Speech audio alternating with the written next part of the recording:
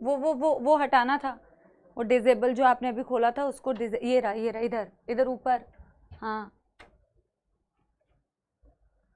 ठीक है।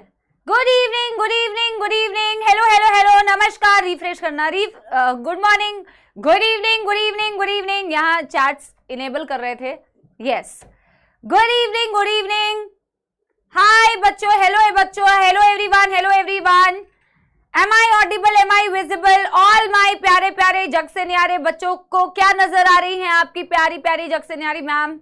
Yes everybody, good evening good evening good evening, video दिख रही है, ऑडियो दिख रही है, सब कुछ ऑडियो सुनाई दे रही है, ऑल गुड? अगर ऑल गुड है, सबके पास बेटा क्लियर आवाज जा रही है, सबके पास क्लियर वीडियो जा रही है, तो मेरे को थम्स अप रिप्रेजेंट कर दो, क्योंकि इतने सारे यस मैम गुड इवनिंग आ रहे हैं, मेरे को समझ नहीं आ रहा कि तुम किस बात के लिए यस बोल रहे हो। ठीक है, ऑडियो वीडियो क्लियर है? Thumbs up. इसको म्यूट कर देना जाने से पहले, मेरी आवाज आ रही है। हाँ चलो बहुत बढ़िया। तो बेटा हम एनिमल किंगडम चैप्टर स्टार्ट किया था हम लोगों ने, ज़ूलॉजी का ये पहला चैप्टर है। मैंने क्लास के बाद आप लोगों के कमेंट्स पढ़े और मैं कुछ कमेंट्स पे पहले डिस्कशन करूंगी, 5-7 मिनट्स, उससे ज्यादा नहीं, और फिर बेटा हम स्टार्ट करेंगे आज का लेक्चर।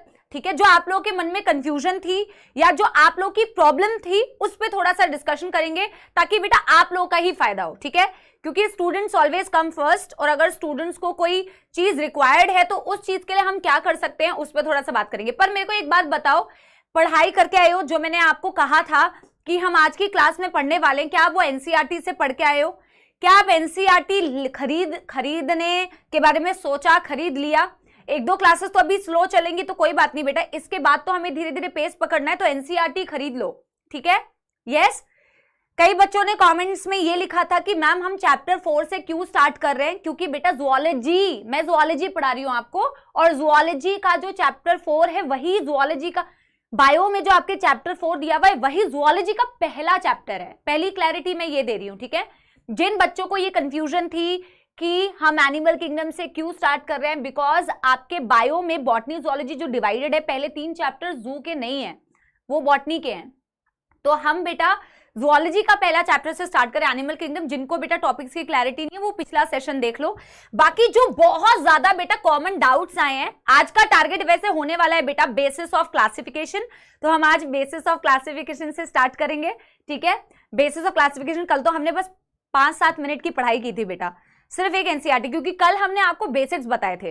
पर जब मैंने आपको बेटा कमेंट्स खोल के देखा तो मुझे पता चला कि आपको सिर्फ 11th के बेसिक्स नहीं, आपको, आप में से कई बच्चों को, सारे बच्चों को तो नहीं, लेकिन कुछ बच्चों को 9th-10th के बेसिक्स नहीं आते हैं, तो उनको 9th-10th के बेसिक्स की रिक्वायरमेंट थी। हालांकि कल के क्लास में आप अगर देखोगे ध्यान से, हमने 11th क्लास का जो फर्स्ट चैप्टर उठाया है उसकी गिन के बेटा 5-6 लाइन पढ़ी है, यानी कल की क्लास हमारी सिर्फ बेसिक्स की ही थी, लेकिन वो 11वीं के बेसिक्स थे, और जो हम बेसिक्स हमें जानना चाहिए इस चैप्टर को पढ़ने के लिए वो बताए। बट आप लोगों के कमेंट से लगा कि यार कई बच्चे 9th-10th के बिल्कुल बेसिक्स गायब है, उनके बिल्कुल बेसिक्स गायब है, तो उनके लिए क्या करना है। हालांकि बेटा बहुत सारे बच्चे ऐसे थे जिनके बेसिक्स क्लियर है, जिन्होंने हमारे ही फिजिक्स वाला के उड़ान बैच के स्टूडेंट्स हैं जिनके बेसिक्स बहुत बढ़िया से क्लियर है, कई लोग अदर बोर्ड्स के जिन्होंने खुद से भी अपने बेसिक्स क्लियर किए हैं।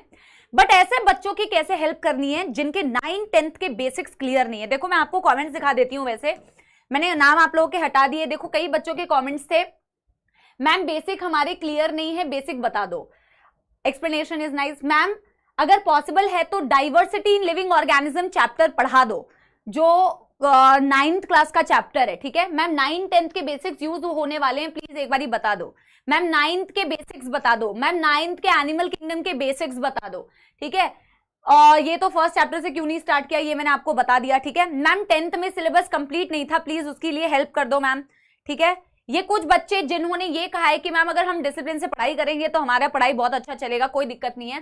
ठीक है, अब देखो कई बच्चों ने सजेशन भी दिया है, देखो मैम बेसिक्स बता दो, कई बच्चों ने ये सजेशन दिया है लिविंग वर्ल्ड का एनसीईआरटी पढ़ लो, एनसीईआरटी से लिविंग वर्ल्ड पढ़ लो जो 9th क्लास में था, तो आपकी बेसिक्स क्लियर हो जाएगी। समझ आ रही है बात? तो कई बच्चों के बेसिक्स क्लियर नहीं है, हालांकि बेटा 70% स्टूडेंट्स के बेसिक क्लियर है, बट मैं उन 30% स्टूडेंट्स को इग्नोर नहीं कर सकती जिनके बेसिक्स बिल्कुल क्लियर नहीं है, ठीक है। हालांकि मेरी अगर आप बेटा बात ट्रस्ट करोगे तो कल के क्लास में हमने बेसिक्स ही बताए, बट आपके शायद बहुत बचपन वाले जो 6th 7th 8th 9th में हम पढ़ते हैं वो बेसिक्स आपके गायब है, और आपने शायद चैप्टर डिलीट होने की वजह से पढ़ाई नहीं की, या आपने किस वजह से, सिर्फ चैप्टर डिलीट नहीं बेटा, इंटरेस्ट लेके पढ़ना है। बट एनीवे, कोई चिंता करने वाली बात नहीं है। उसके लिए मेरे पास एक प्लान है, और आज हम चैप्टर स्टार्ट करने से पहले वो प्लान आपको बता देते हैं। वो प्लान बेटा आपके लिए ये है कि आपका जो 9th के 2 चैप्टर्स है, सुनना मेरी बात ध्यान से और अपने फ्रेंड्स को बता देना, ठीक है, ताकि बेटा किसी के अंदर ये कंफ्यूजन ना रहे। तो आप प्रॉमिस करना कि आप बता देना, ठीक है, अपने दोस्तों को, कि 2 चैप्टर्स बेटा जिससे कि आपकी मिनिमम रिक्वायरमेंट यहां पे फुलफिल हो जाएगी, वो है डाइवर्सिटी इन लिविंग ऑर्गेनिज्म जो 9th का चैप्टर है, और लाइव प्रोसेसेस एक 9th का चैप्टर है। हम क्या करेंगे ना बेटा, कोशिश करेंगे कि इस वीक के एंड तक जो हमारे फाउंडेशन बैच के सुपर टीचर है जिन्होंने ये चैप्टर्स पढ़ाए हैं, हम उनका लेक्चर आपको प्रोवाइड करवा देंगे, ताकि बेटा बहुत ही छोटे छोटे चैप्टर है, ताकि बेटा आप उनको एक बार गो थ्रू कर लो, ठीक है। जो हमारे फाउंडेशन के टीचर्स हैं जिन्होंने ये चैप्टर पढ़ाए हुए हैं बढ़िया तरीके से, हम उनके बेटा ये 2 चैप्टर के लेक्चर्स आपके लिए प्रोवाइड करेंगे।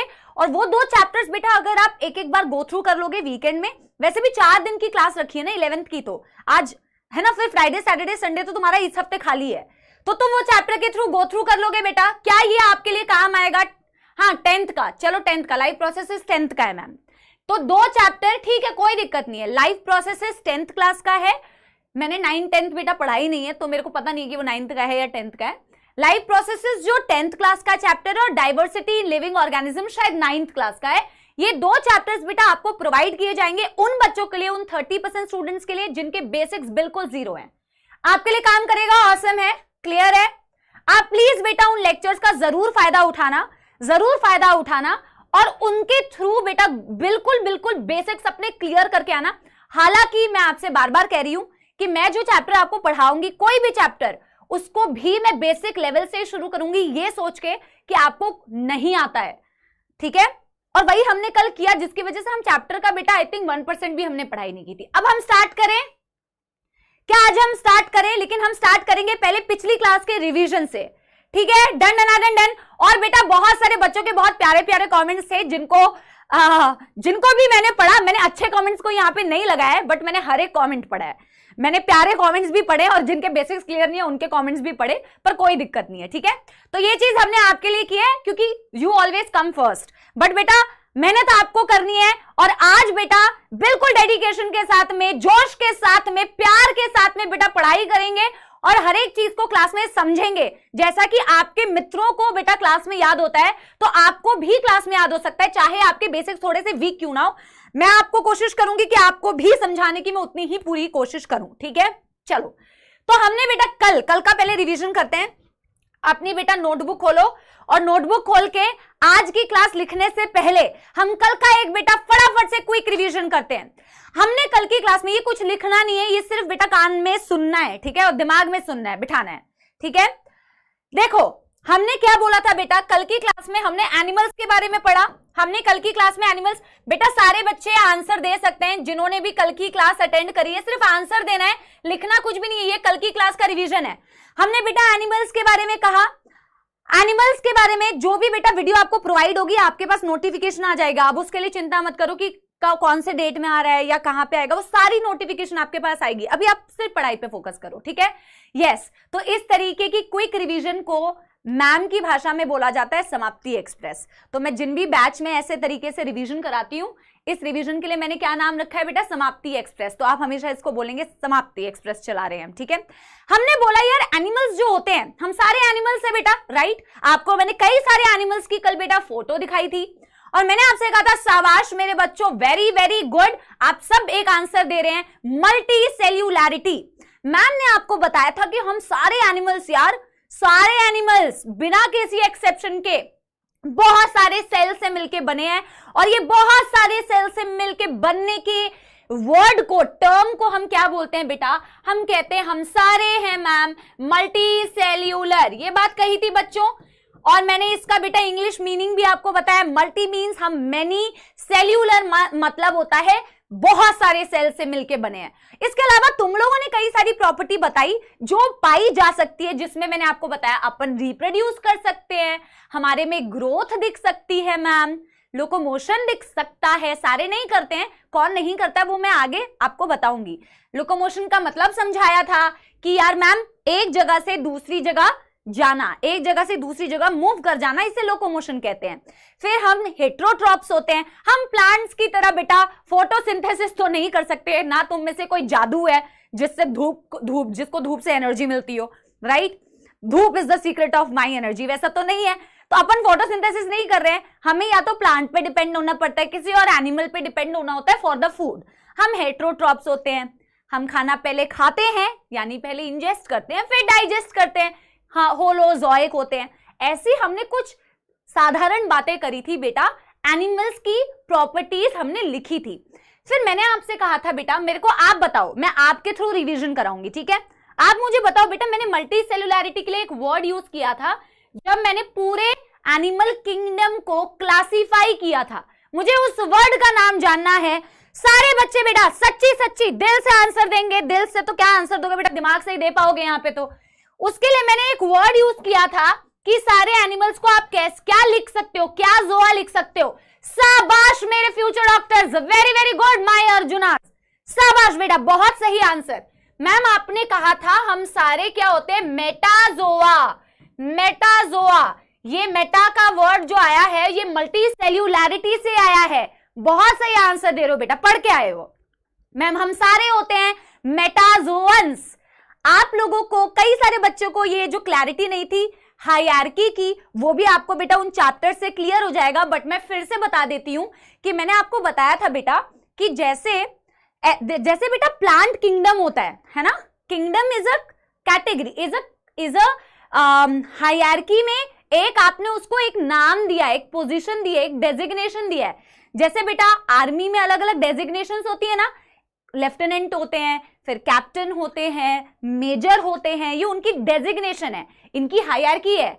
ऑफिसर रैंक लेफ्टिनेंट से शुरू हुआ, फिर कैप्टन, फिर मेजर, ये उनको आपने क्या दिया था, उनको एक दर्जा दिया था, उनको एक पोजीशन दी थी। वैसे ही आपने बेटा एक हायरार्की अपने पूरे ऑर्गेनिजम्स के लिए बना के रखी है, जिसमें आप ऐसे लेफ्टिनेंट या बेटा लेफ्टिनेंट आर्थ्रोपोडा तो यूज नहीं करोगे ना बेटा, है ना? तो उनके लिए क्या हायरार्की दी है तुमने क्लासिफिकेशन करने के लिए, सबसे टॉप हायरार्की देते हो किंगडम। फिर बेटा किंगडम को सब किंगडम में डिवाइड कर सकते हो, बट ऐसा बेटा जब तुम नॉर्मल हायरार्की पढ़ते हो तो किंगडम के बाद तुम हालांकि सब किंगडम नहीं लिखते हो, ठीक है? किंगडम के बाद डायरेक्टली फाइलम लिख देते हो। बट आपको क्योंकि कल मैंने सब किंगडम्स बताए थे तो मैं आपको ये बताने की कोशिश कर रही थी कि यार मैं चाहूं तो मैं सबसे टॉप लेवल की जो हायरार्की पोजीशन होती है उसे मैं किंगडम बोल रही हूं, ठीक है? उसके बाद मैं फाइलम बोल रही हूं। हालांकि बेटा इन दोनों के बीच में सब किंगडम हो सकता है, बट आप इन जनरल बेटा जो पढ़ते हैं ना, जैसे कि आप 10th का भी रिवीजन भी करेंगे, जो भी चैप्टर का 9 10th का, उसमें किंगडम के बाद सब किंगडम नहीं दिया होगा, डायरेक्टली फाइलम दिया होगा। तो इसमें कंफ्यूज नहीं हो रहा, कंफ्यूज नहीं होना। क्या मेरी बात बेटा आप लोग के दिमाग तक पहुंच रही है जो मैं कह रही हूं? एक बार मेरे को थम्स अप से रिप्रेजेंट कर दो, ठीक है? मैं चाहूं तो बेटा एक पर्टिकुलर पार्ट के कई डिविजन्स कर सकती हूं, बट हर जगह हायरार्की में तुम्हें सब किंगडम दिया हो ऐसा कोई जरूरी नहीं है। ऐसा कोई जरूरी नहीं है बेटा कि किंगडम के नीचे सब किंगडम दिया ही होगा, हो सकता है कि ना भी दिया हो, कोई दिक्कत वाली बात नहीं है, ठीक है? मैं सिर्फ तुम्हें हायरार्की समझाने की कोशिश कर रही हूं जिनको नहीं समझ में आया था, ठीक है? तो किंगडम के नीचे बेटा मैं फाइलम बोल सकती हूँ, फिर फाइलम के नीचे मैं क्लास बोल सकती हूँ, क्लास के अंडर मैं ऑर्डर बोल सकती हूँ, है ना? इस तरीके से तुमने चीजों को लिखा था। हायरार्की में तो कोई दिक्कत नहीं है, ये पूरे बेसिक्स बेटा आपको डाइवर्सिटी वाले चैप्टर में क्लियर कर दिए जाएंगे। ऐसे ही मैंने कहा कि एक बड़ा किंगडम है हमारे पास जहां हम इन सारे एनिमल्स के बारे में पढ़ते हैं, वो किंगडम होता है बच्चों किंगडम एनिमेलिया। कौन सा किंगडम था? Kingdom animalia. किंगडम एनिमेलिया को आपने बेटा, अब आप मुझे बताइए, आपने सारे फाइलम्स को सीक्वेंस में याद किया? आपने सारे फाइलम्स को बेटा सीक्वेंस में याद किया? आप मुझे बताइए, जो एनिमल किंगडम में हम बोल रहे हैं कि किंगडम एनिमेलिया को मैंने 2 सब किंगडम्स में डिवाइड किया था। इसको मैंने 2 सब किंगडम में डिवाइड किया था बच्चों। ये रिवीजन हो रहा है, अगर कोई पहली क्लास अटेंड कर रहा है तो मैं उनको बता देना चाहती हूं कि ये रिवीजन हो रहा है सिर्फ पिछली क्लास का। 2 सब किंगडम थे, शाबाश बेटा। इसी तरीके से रिवीजन बेटा चलनी चाहिए आप लोगों के आंसर्स के थ्रू। एक था मैम पैराजोआ और एक था मैम यूमेटाजोआ। ये 2 सब किंगडम में मैम हम इन्हें डिवाइड कर रहे थे, जैसा कि हमने कल की क्लास में पढ़ा। फिर मैम ने बेटा आपको ये भी बताया था कि बेटा इसमें से एक सब किंगडम था तो जो बहुत पहले आया था। बेटा देखो एनिमल्स भी तो किसी से आए होंगे ना धरती पे, है ना? समझ रहे हो बात? आप बेटा 12th क्लास में इवोल्यूशन चैप्टर पढ़ोगे कि धरती पे ह्यूमंस कैसे आए या कोई सेल कैसे आया। ह्यूमन तो बहुत बड़ी बात कर दी, है ना? तो जो बेटा सबसे पहले एनिमल्स इस धरती पे आए थे वो कौन से सब किंगडम से बिलोंग करते थे मैम? पैराजोआ। जो धरती पे सबसे पहले आए मैम, यानी सबसे बुजुर्ग, यानी कि सबसे पुराने, यानी कि सबसे प्रिमिटिव मैम, वो कौन थे? पैराजोआ थे। और जो मैम धरती पे बाद में आए, जिन्हें ट्रू मेटाजोअन्स बोल रहे थे, जो लेट आए, उन्हें आपने क्या बोला? यूमेटाजोअन। बहुत बढ़िया, आप लोगों का आंसर भी आ गया कि मैम पॉरीफेरा जो फाइलम था, आपने फाइलम्स बेटा पढ़े ना, अब तो आपको पता चल गया ना, फाइलम एक तरीके की पोजीशन दी गई है हायरार्की में, है ना? जैसे लेफ्टिनेंट कैप्टन वैसे फाइलम, है ना? तो बेटा फाइलम पॉरीफेरा जो है वो सबसे प्रिमिटिव, यानी अगर आपसे बेटा बिना किसी बेटा डाउट के आप बोलेंगे आंख बंद करके कि मैम धरती पे सबसे पहले जो एनिमल्स आए वो थे पॉरीफेरा। इसके अलावा जितने भी एनिमल्स है बेटा, वो जितने भी फाइलम्स है बेटा, वो किससे बिलोंग करते हैं? यूमेटाजोआ। अब आप मेरे को सीक्वेंस में, आप मुझे बताए या ना बताए, आप अपने मन में बेटा स्क्रीन के पीछे बैठ के, मैं तो तुम्हें देख नहीं पा रही हूं ना बेटा, पर तुम ऑनेस्टी के साथ में खुद से बेटा आंख बंद करके सारे फाइलम्स को सीक्वेंस में लिखो। अगर कमेंट में लिख पा रहे हो तो लिख दो, अगर तुम बेटा कमेंट में नहीं लिख पा रहे हो तो अपने मन में लिखो, और नहीं तो बेटा अपनी नोटबुक में लिखो। क्या फाइलम्स थे बेटा? नंबर 1 फाइलम था सीलेंट्रेटा, जिसको हम नीडेरिया भी बोलते हैं। फिर कौन सा फाइलम था? टीनोफोरा। फिर कौन सा फाइलम था? प्लैटीहेल्मिन्थिस। फिर कौन सा फाइलम था?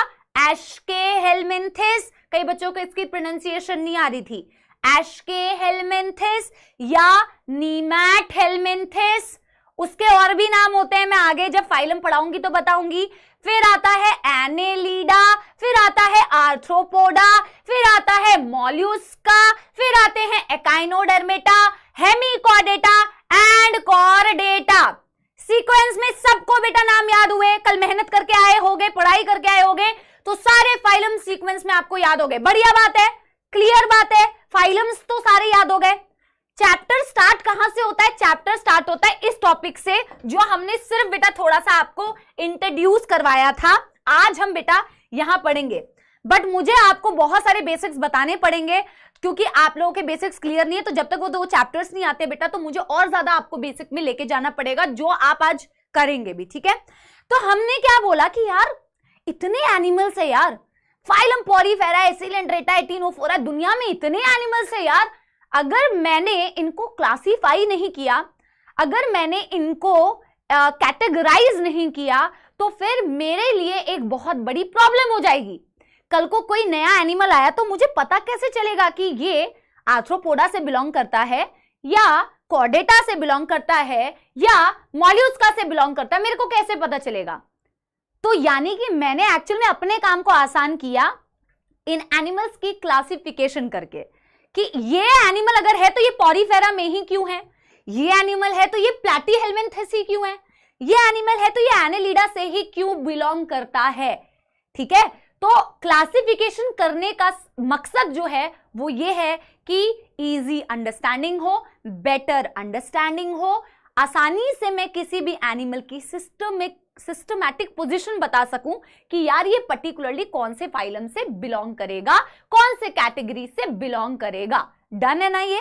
फिर मैंने आपको एक एग्जांपल दिया था कि बेटा एनिमल्स, जैसे मैं तुम्हारी क्लास को क्लासिफाई करना चाहूं तो मैं कौन कौन से कैरेक्टरिस्टिक्स का यूज कर सकती हूं। Like I can classify my arjuna batch on the basis of those people who have read basics and who have not red basics, ठीक है?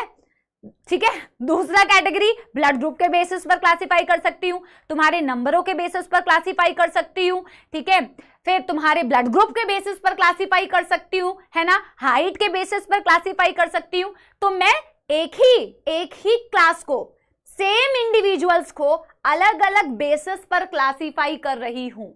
वेट के बेसिस पर क्लासिफाई कर सकती हूँ। तो एक ही बेटा है, तो तुम सारे सेम ही इंडिविजुअल, एक ही क्लास है, बट उनको कैटेगराइज करने के लिए मैं अलग अलग कैरेक्टर्स का यूज करती हूँ। तो एनिमल्स को तुम height, weight, colour, blood group पे तो क्लासिफाई नहीं कर रहे हो, राइट। इनको तुम किस बेसिस पर क्लासिफाई कर रहे हो, आज हम वही पढ़ेंगे, जिनमें कई कैरेक्टरिस्टिक्स हैं। मैं एनसीईआरटी वाले लेके चलूंगी। मैंने कुछ नाम तुम्हें लिखवाए थे, level of organisation, body plan, germ layer, coelom, segmentation, notochord, digestive system, circulatory system, respiratory system, ऐसा ही कुछ लिखा था। मैं एक एक को डिटेल में डिस्कस करने वाली हूं। अब मेरे को पहले ये बताओ कि अभी तक जो मैंने कल के बेसिक आपको कुछ बेटा इंट्रोडक्टरी पार्ट बताया, कोई इसमें दुख दर्द समस्या, कोई दुख दर्द समस्या? यस एवरीबॉडी, क्या इसमें अभी तक कोई प्रॉब्लम? तो मैं स्टार्ट करूं, फिर स्टार्ट करूं आज का लेक्चर बच्चों। और एनसीईआरटी मैं क्लास में ही, क्योंकि बेटा आपको रीड करवाती हूं, और आप बेटा जब नीट का एग्जाम दोगे ना, आप समझोगे कि मैम क्लास में क्यों एनसीईआरटी के स्क्रीनशॉट्स लेके आती थी, और मैम क्यों आपसे कहती थी कि बेटा एनसीईआरटी पढ़ ले, क्योंकि पेपर एनसीईआरटी से आता है। बेटा चाहे तुम्हारे 10th के रिजल्ट आए हो या ना आए हो, किसी भी क्लास को लेस सिंसियरली अटेंड नहीं करना है। मैंने डे 1 से कहा है कि वो बच्चा सिलेक्ट होता है जो स्वयं मेहनत करता है, भगवान उसी की मदद करते हैं जो खुद की मदद करता है। अगर आप सिर्फ टाइम पास करके सोचेंगे कि यार मैं ये अटेंड बाद में कर लूंगा, बेटा बाद कल कुछ नहीं होता है, जो है आज है अभी है। रिजल्ट आए ना आए, आप अगर क्लास में बैठे हैं, अपना टाइम दे रहे हैं, तो आप बेटा उसको सिंसियरली यूटिलाइज करें, ठीक है। तो आज हम बेसिस ऑफ क्लासिफिकेशन का बेटा सबसे पहला जो बेसिस, हम जिस बेसिस पर एनिमल्स को क्लासिफाई करेंगे, that is level of organisation, that is level of organisation. इस बेसिस पर हमें एनिमल्स को क्लासिफाई करना है। What is the meaning of level of organization, जिसको शॉर्ट में हम लिखते हैं LOO। अब इसको समझाने के लिए बेटा मैं बेसिक्स आपको कुछ बताने वाली हूं, क्योंकि तभी आपको ये रिलेट कर पाएगा, ठीक है। बिल्कुल पेशेंस के साथ में। अब मैं चाहती हूं आप चैट्स पे बेटा कम हाथ रखें और समझने में ज्यादा फोकस करें। चैट्स नहीं करना है बेटा, समझने में ज्यादा फोकस करना है, ठीक है। LOO मैं शॉर्ट पे लिखती हूं। इसका बेसिक मतलब क्या होता है? ऑर्गेनाइजेशन का क्या मतलब है यहाँ पे? अरेंजमेंट। It means arrangement. क्या, किस चीज का अरेंजमेंट, अभी मैं समझा रही हूं, पहले आप लिखो, मैं आपको समझा रही हूं। It means arrangement. अब इस चीज की क्लैरिटी के लिए मेरे को आपको एक एग्जाम्पल से समझाना पड़ेगा। आप नोट्स बेटा बनाते जाओ, साथ के साथ मैं आपको लिखने का भी टाइम दूंगी। मैं लेफ्ट साइड में आपको समझाती हूं। इसको समझने का एक बहुत आसान तरीका है बेटा। आप इंग्लिश में अल्फाबेट्स पढ़ते हैं, है ना, इंग्लिश में आप बेटा अल्फाबेट्स पढ़ते हैं, ABCD। आप ABCD इन अल्फाबेट्स का यूज करके, इनको यूज करके इनके बेटा कॉम्बिनेशन से क्या बनाते हैं? क्या मैं कह सकती हूं कि जिस तरीके से मेरे पास अल्फाबेट्स है इंग्लिश के, जिसमें मैं कह सकती हूं बहुत सारे अल्फाबेट्स है, ABCD एक्सेट्रा एक्सेट्रा, इन अल्फाबेट्स का बेटा अगर मैं अरेंजमेंट करूं, यूज करूं, या इनको ऑर्गेनाइज करूं, ऑर्गेनाइजेशन है ना, इनको अगर मैं प्रॉपरली ऑर्गेनाइज करूं, तो क्या मैं डिफरेंट टाइप ऑफ वर्ड्स बना सकती हूं इनके कॉम्बिनेशन से? क्या बना सकती हूं बच्चों? Kashish, Vaishali, Sneha, Himanshu, Bhumi, Moni, Umang, Trisha, Ayesha, very very good, Pragati. Yes ma'am, अगर मेरे पास, ये बेसिक समझा रही हूं, अगर मेरे पास अल्फाबेट्स हैं तो मैं मैम उनके कॉम्बिनेशन से वर्ड्स बना सकती हूं, राइट। और अगर बेटा मेरे पास कुछ शब्द हैं, तो क्या मैं उन शब्द यानी कि वर्ड्स के कॉम्बिनेशन से बच्चों सेंटेंस बना सकती हूं? क्या आप सब अग्री करते हैं इस बात पे? क्या मैं उनके प्रॉपर ऑर्गेनाइजेशन से सेंटेंस बना सकती हूं? बना सकती हूं मैम, वर्ड्स को यूज करके सेंटेंस बना सकती हूं। और मेरे प्यारे प्यारे फ्यूचर डॉक्टर्स, मेरे प्यारे प्यारे जग से न्यारे अर्जुनाज, मेरे प्यारे प्यारे सपोले, सेंटेंसेस को कंबाइन करके पैराग्राफ बना सकते हैं मैम, बिल्कुल बना सकते हैं, बिल्कुल बना सकते हैं मैम। ठीक है। और मैम पैराग्राफ से मिला के हम तो मैम एक पूरा चैप्टर लिख सकते हैं मैम। क्या इसमें किसी को कोई दुख दर्द समस्या? यस, कोई दुख दर्द समस्या मैम? भाई पढ़ के आए हो तुम, कहां से यही लेक्चर, मेरा ही लेक्चर देख के आए हो क्या यूट्यूब पर? बेटा कह सकते हैं ऐसा? कई सारे बच्चे बहुत बढ़िया आंसर दे रहे हैं, शानदार आंसर दे रहे हैं। तो यार मैम जैसे मेरे पास, ये मैं लर्निंग के लिए आपको समझा रही हूं, इसको रिलेट करना है इसके साथ में।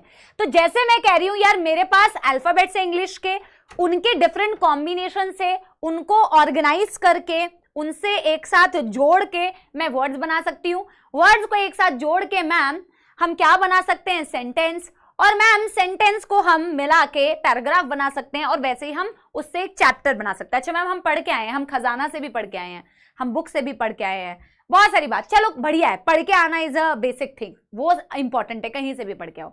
अब बेटा इसको इससे रिलेट करना, अब इसको इससे रिलेट करना, और मैं चाहती हूं कि आप अपना खुद का दिमाग भी लगाओ। जब मैं क्वेश्चंस पूछूं तो आप दिमाग लगाओ, मेरे को आंसर दो, उसी से फिर मैं बेटा थ्योरी लिखूंगी ताकि आपको रटना ना पड़े ज्यादा, ठीक है। अब मेरे को एक बात बताओ, हम सारे मल्टी सेलुलर हैं? अभी मैंने आपको बताया ना अपन सारे क्या है? मल्टी सेलुलर मैम, उसमें कोई दोहराई नहीं है मैम, उसमें किसी को कोई कंफ्यूजन नहीं है कि हम सारे सेल्स के बने हैं, वो भी बहुत सारे सेल्स के बने हैं। हम सारे किसके बने हैं? बहुत सारे सेल्स के बने हैं। मैं आपको धीरे धीरे बेटा अपग्रेड करूंगी, अभी मैं सिर्फ एक फर्स्ट लेवल पे हूं, ठीक है, इनको समझाने के लिए, ठीक है। अब देखो बेटा लेवल ऑफ ऑर्गेनाइजेशन एक्चुअल में 4 तरीके का होता है। किसी की बॉडी के ऑर्गेनाइजेशन, किसी पशु, किसी एनिमल के बॉडी में 4 तरीके के आप एनिमल्स देख सकते हो। एक जिनकी बॉडी में जो अरेंजमेंट होती है उसे बोला जाता है सेल्यूलर लेवल ऑफ ऑर्गेनाइजेशन। किसी की बॉडी में बेटा बोला जाता है टिश्यू लेवल ऑफ ऑर्गेनाइजेशन।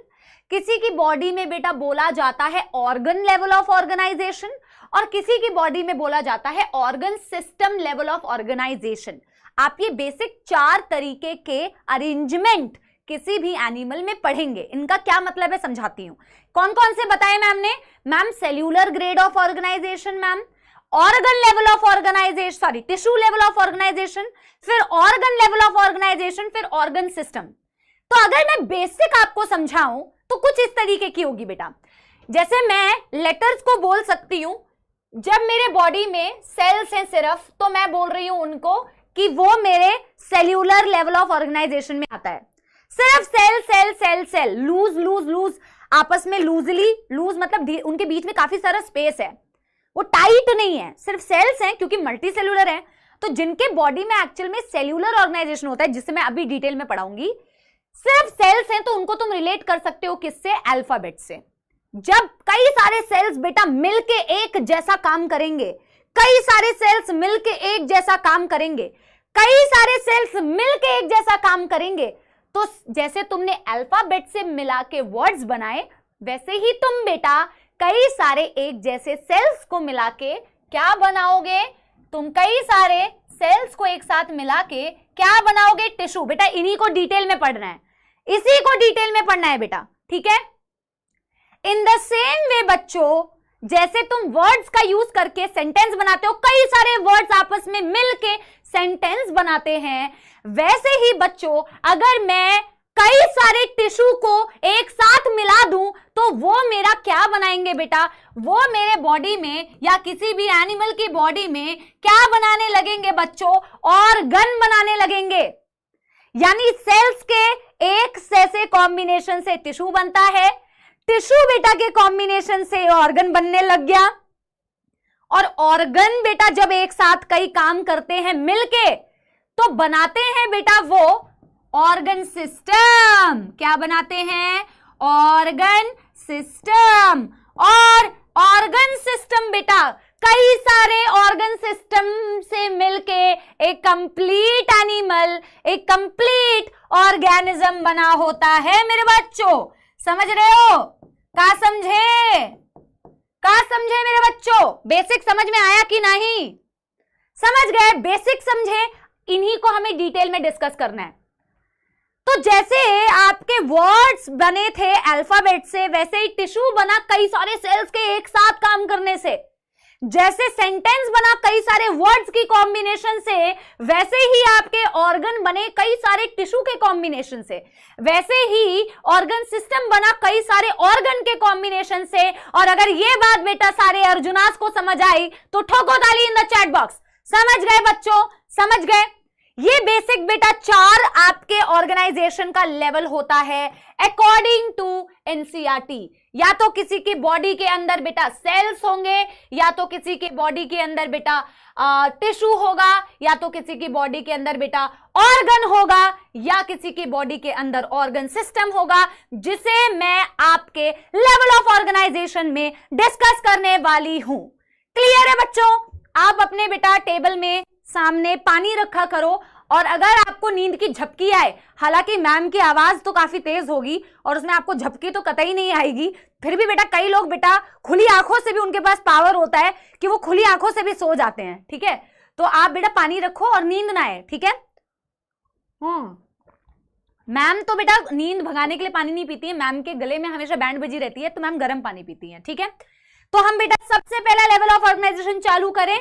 तो पहला जो हमारा बेटा लेवल ऑफ ऑर्गेनाइजेशन है वो सबसे बेसिक लेवल ऑफ ऑर्गेनाइजेशन है cellular level of organisation. Cellular level of organisation बेटा इस चैप्टर में अगर आप मुझसे पूछो ना कि मैम डेफिनेशंस ज्यादा इंपॉर्टेंट है या मैम एग्जाम्पल ज्यादा इंपॉर्टेंट है, मैं हमेशा आपसे कहूंगी एग्जाम्पल्स, ठीक है? मैं हमेशा आपसे कहूंगी बेटा एग्जाम्पल। अच्छा रोजा है, अच्छा मेरे को माफी दे दो बेटा, आई एम सो सॉरी, जिनके रोजा चल रहा है बेटा मुझे माफी, ठीक है? मेरे को नहीं पता था कि हाँ रोजा भी चल रहा है, ठीक है? उसके लिए माफी बेटा, आई एम सो सॉरी। चलो स्टार्ट करें, ठीक है? तो बेटा सेल्यूलर लेवल ऑफ ऑर्गेनाइजेशन, जब आपके रोजा बेटा फिनिश हो जाए तो तब आप बेटा ये वाली ट्रिक अपना सकते हो, ठीक है? ठीक है, चलो सेल्यूलर लेवल ऑफ ऑर्गेनाइजेशन से आप एक बात तो यहां से समझ गए। देखो यार, चाहे सेल्स हो चाहे टिश्यू हो, आप खुद बेटा सोच के देखो, धरती पे सबसे पहले बेटा ऐसे बने बनाए एनिमल थोड़ी आ गए थे। आप इवोल्यूशन जब जाओगे बेटा, बेसिक इवोल्यूशन के बारे में जब आप पढ़ोगे तो आप देखोगे बेटा कि यार सबसे पहले तो कुछ ऐसे कार्बन, नाइट्रोजन, ऑक्सीजन, सिर्फ ये एलिमेंट्स हुआ करते थे। फिर बेटा वो आपस में कंबाइन करने लग गए तो मॉलिक्यूल्स बने, फिर वो कंबाइन करने लग गए तो कुछ इनऑर्गेनिक चीजों को बनाने लग गए, फिर ऑर्गेनिक चीज बना, और धीरे धीरे बेटा ऐसे करके धीरे धीरे धरती पे एक सेल आ पाया बेचारा, ठीक है? धरती पे बेचारे एक सेल आ पाया यार ऐसे करके। तो ऐसा नहीं कि भगवान ने एकदम से बेटा धरती पे इंसान का निर्माण कर दिया, नहीं ना। सबसे पहले बेटा इस तरीके के कुछ बेटा मॉलिक्यूल्स, एटम्स रहे होंगे, और उन्होंने बेटा कई ज्यादा मेहनत के बाद एक सेल बेचारा वो बना पाया होगा।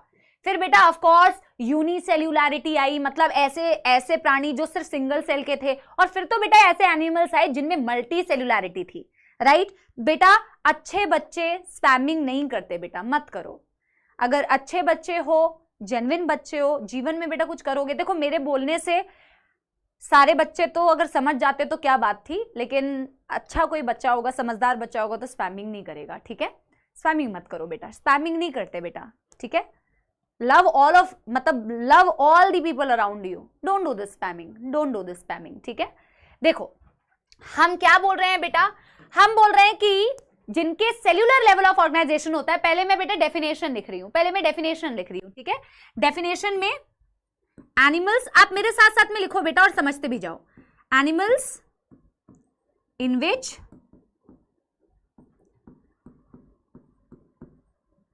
Only and only the cells are present and loosely arranged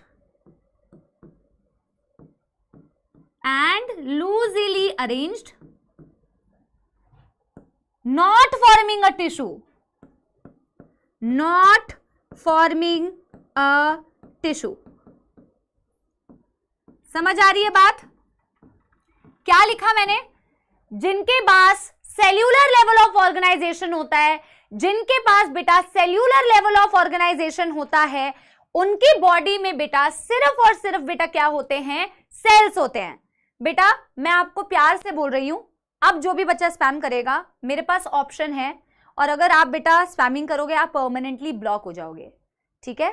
so now if I see anybody repeating any word in the comment, I will call the team and you will be permanently block, चाहे कुछ भी हो, ठीक है बेटा।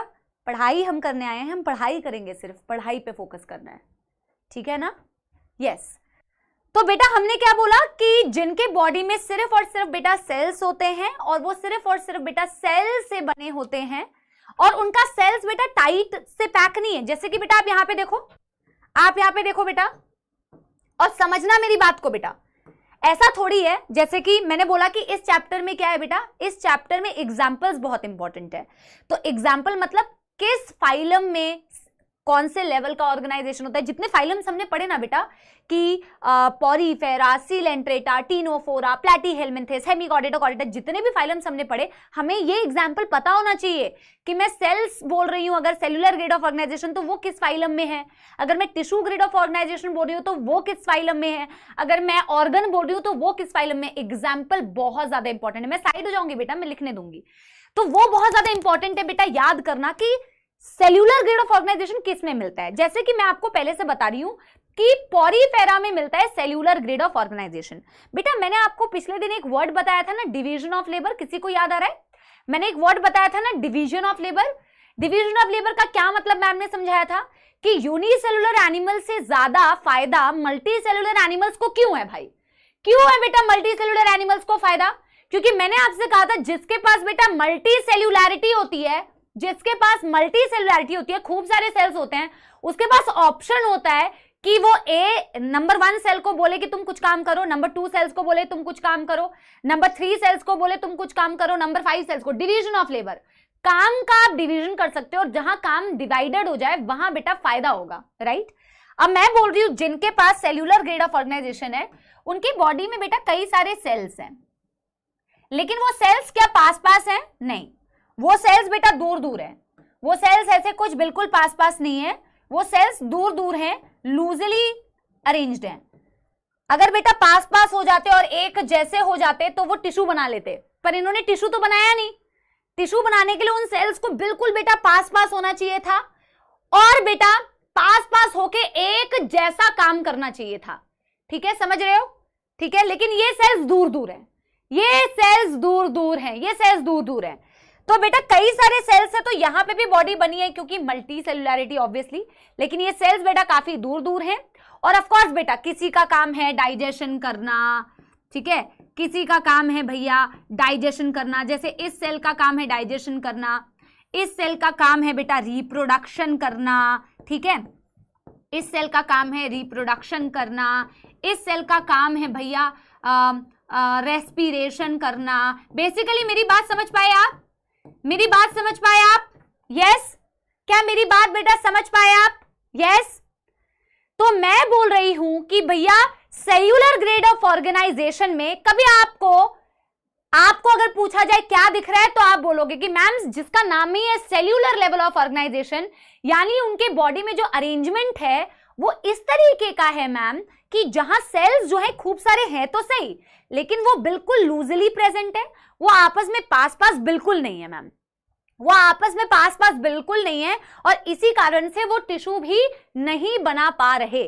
इसीलिए वो देखो जब तुम वर्ड्स को कंबाइन करोगे तब जाके ना, सॉरी, जब तुम अल्फाबेट्स को कंबाइन करोगे तब जाके ना वर्ड्स बनेंगे। यहां तुम इनको कंबाइन नहीं कर रहे हो, यहां तुम इनको बेटा इकट्ठा नहीं कर रहे हो, यहां तुम इनको अरेंज पास पास नहीं कर रहे हो। कर रहे होते तो क्या बना देते, कर रहे होते तो क्या बना देते, टिश्यू। बट यहां पे इनको बेटा बिल्कुल ऐसा नहीं कर रहे हो, इनका काम सेपरेट है सेल्स का, ये कहलाता है सेल्यूलर लेवल ऑफ ऑर्गेनाइजेशन, ठीक है। अरे यार ये मिट कैसे गया?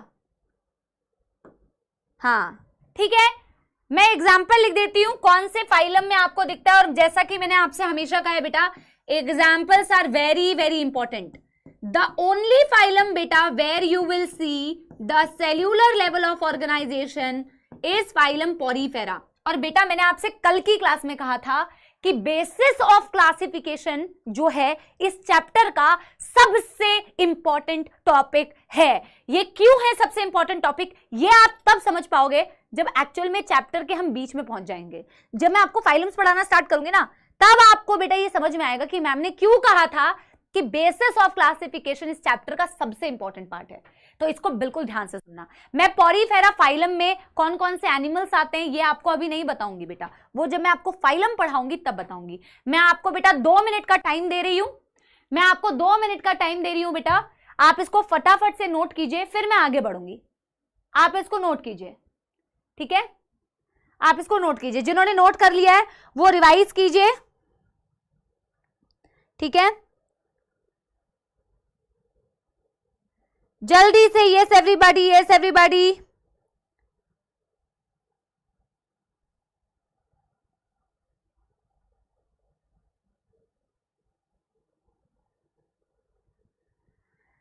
डन कर लिया क्या इतनी जल्दी? वाह भाई वाह।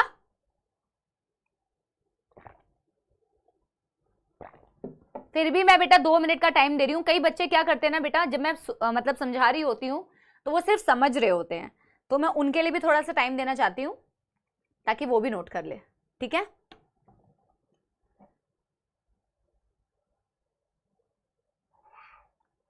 ठीक बेटा, ये समझ आया ना सभी को, ठीक है।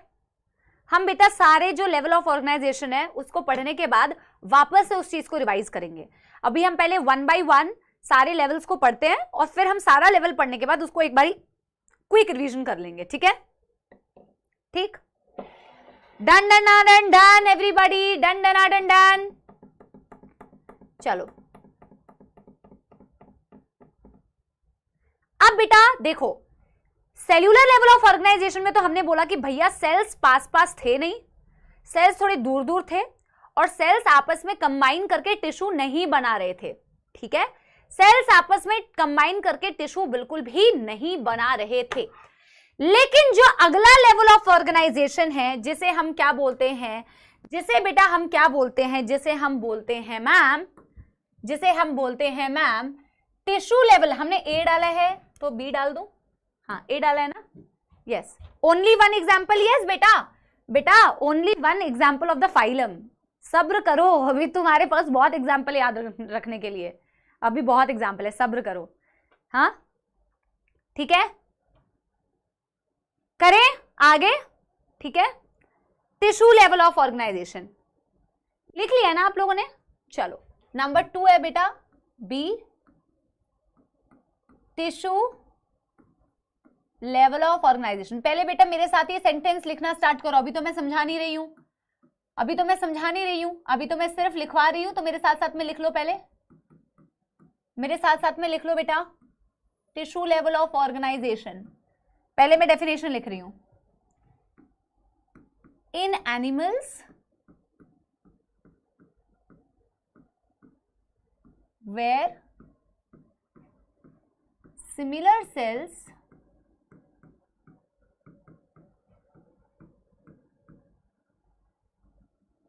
performing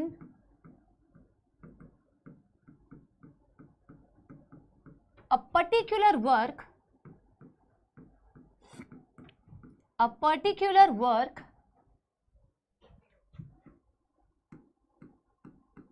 like digestion, circulation, reproduction,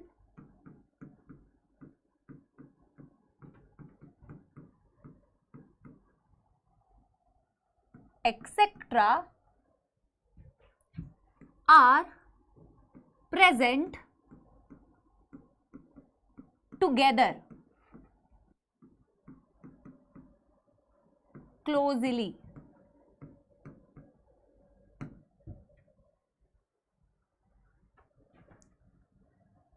Forming a tissue. मैं आपसे साथ के साथ बेटा सवाल भी पूछती जाऊंगी। देखो मैंने क्या लिखा है बेटा, यहां मैंने बेटा यहां क्या लिखा है, यस अहिल्या बेटा, सेल्यूलर लेवल ऑफ ऑर्गेनाइजेशन सिर्फ पॉरीफेरा में होता है बेटा। जब मैंने सिर्फ पॉरीफेरा लिखा है तो पॉरीफेरा ही होगा, है ना, सिर्फ पॉरीफेरा ही होगा, मैंने सिर्फ पॉरीफेरा ही तो लिखा है।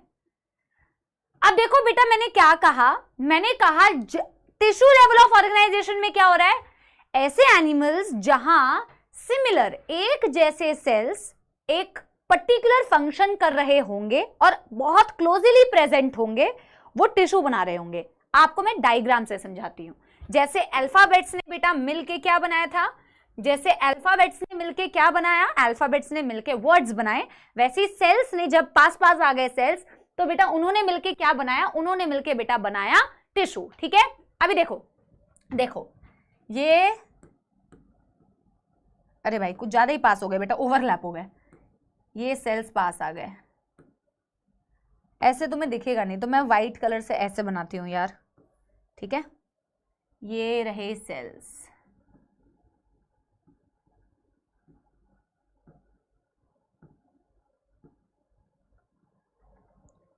ठीक है, ये भी थोड़े दूर तुम्हें लगेंगे तो मैं और पास पास बनाती हूं, ये रहे सेल्स, बहुत बढ़िया बहुत बढ़िया। ये एक जैसे सेल्स पास आ गए, ये एक जैसे सेल्स पास आ गए, ठीक है, ये एक जैसे सेल्स पास आ गए बच्चों,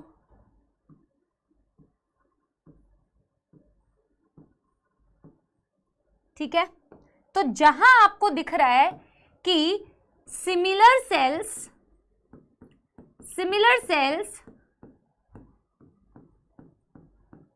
present together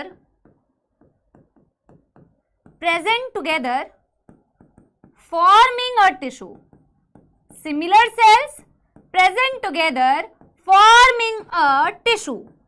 क्या मेरी बात समझ आ रही है, क्या मेरी बात समझ आ रही है एवरीबॉडी, यस एवरीबॉडी। देखो मैंने क्या कहा था पिछले डायग्राम में, एक बार ही देखो, ये मैंने कई सारे सेल्स बनाए थे यहां पर, यहां मैंने सेल्स को क्या किया, दूर दूर बनाया, मैंने सेल्स को क्या बनाया, दूर दूर। मैंने यहां क्या लिखा बच्चों, मैंने यहां क्या लिखा था बच्चों, सेल्स जो होती है लूजली अरेंज होती है। क्या सेल्स बेटा आपस में पास है, क्या सेल्स आपस में क्लोज थी, इसके केस में, सेल्स के केस में नहीं ना, वो तो दूर दूर थी। जो दूर दूर है बेटा, वर्ड्स अगर अलग, अल्फाबेट्स अगर अलग अलग हैं तो वर्ड कैसे बनाओगे, वर्ड बनाने के लिए अल्फाबेट्स को पास पास लाना पड़ा, वर्ड्स बनाने के लिए अल्फाबेट्स को पास पास लाना पड़ा, राइट राइट। हालांकि बेटा इसके बीच ऐसा नहीं है कि इनके बीच में बिल्कुल स्पेस नहीं होता है, इनके बीच में भी थोड़ा थोड़ा स्पेस होता है, जिसके बारे में आप बेटा आगे के चैप्टर्स में पढ़ोगे। इनके बीच बीच में थोड़ा थोड़ा स्पेस है, जैसे कि आपको यहां दिख रहा है, लेकिन बेटा अभी आपको स्पेस को क्या बोलते हैं, उसकी क्या रिक्वायरमेंट होती है, अभी उसको जानने की जरूरत नहीं है, ठीक है। अब मैंने बोला कि जो एक जैसे बेटा जीवन में भी ऐसा होता है ना, लाइफ में भी ऐसा होता है, जो एक जैसे लोग होते हैं ना, एक जैसी सोच वाले लोग, लाइक माइंडेड पीपल एक साथ मिलकर एक पर्टिकुलर काम कर सकते हैं। अगर दुष्ट लोग आपस में जुड़ जाएं तो दुष्टता करेंगे, अच्छे लोग आपस में मिल जाए तो अच्छा कार्य करेंगे, अच्छे बच्चे अगर आपस में मिल जाए तो सही पढ़ाई करेंगे, और नालायक बच्चे अगर बेटा आपस में पड़ जाए तो टाइम बर्बाद करेंगे। समझ रहे हो मेरी बात, समझ रहे हो मेरी बात, यस। तो मैंने बोला एक जैसे सेल्स आपस में पास आ गए तो ये एक पर्टिकुलर टाइप का, ये टिश्यू नंबर 1, ये क्या हो गया बेटा, suppose this is tissue number 1, ठीक है। दिस एक जैसे सेल्स बेटा पास आ गए तो ये बना दिया आपका टिश्यू नंबर 2, ठीक है, यस।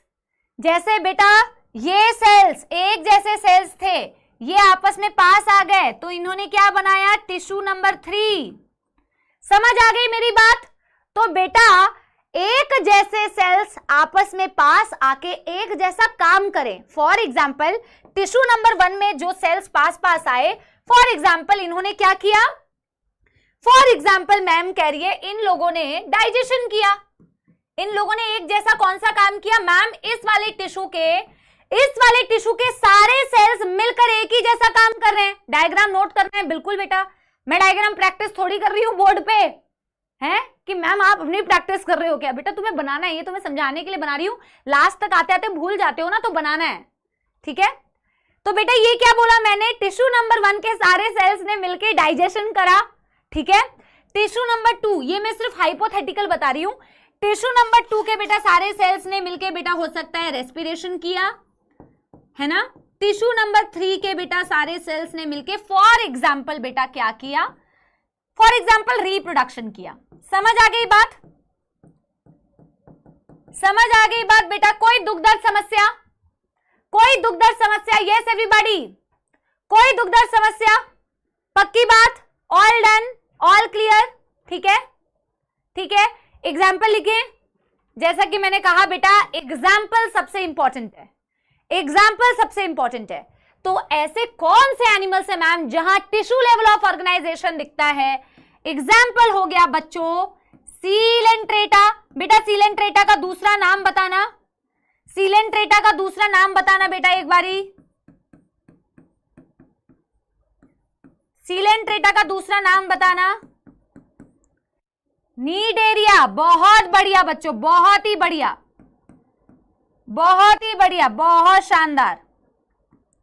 और दूसरा फाइलम टीनोफोरा, ये दोनों ही बेटा ऐसे होते हैं। तो 2 फाइलम्स है इसका एग्जाम्पल, इसके एग्जाम्पल्स बेटा 2 फाइलम्स है। पक्की बात, कोई दुख दर्द समस्या, कोई मौत तो नहीं आ रही अभी तक, ठीक है। अरे भाई आएगा क्यों नहीं, नीडेरिया को थोड़ा शॉर्ट में लिखते हैं ताकि इसमें फिट आ जाए, ठीक है। चलो इसको फटाफट से नोट करो बच्चों, फटाफट से नोट करो।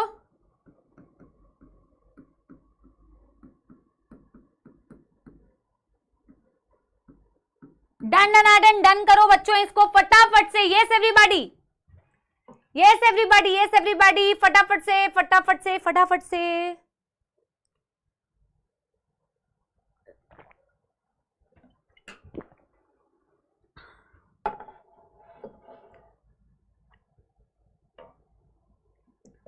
ठीक है,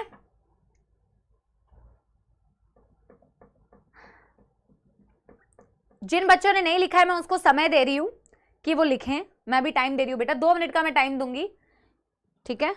42 हो रहे हैं, 44 पे अगला टॉपिक स्टार्ट करेंगे, 44 पे अगला टॉपिक स्टार्ट करेंगे। जिन बच्चों को लिख लिया है वो बच्चे एक बारी पढ़ लें।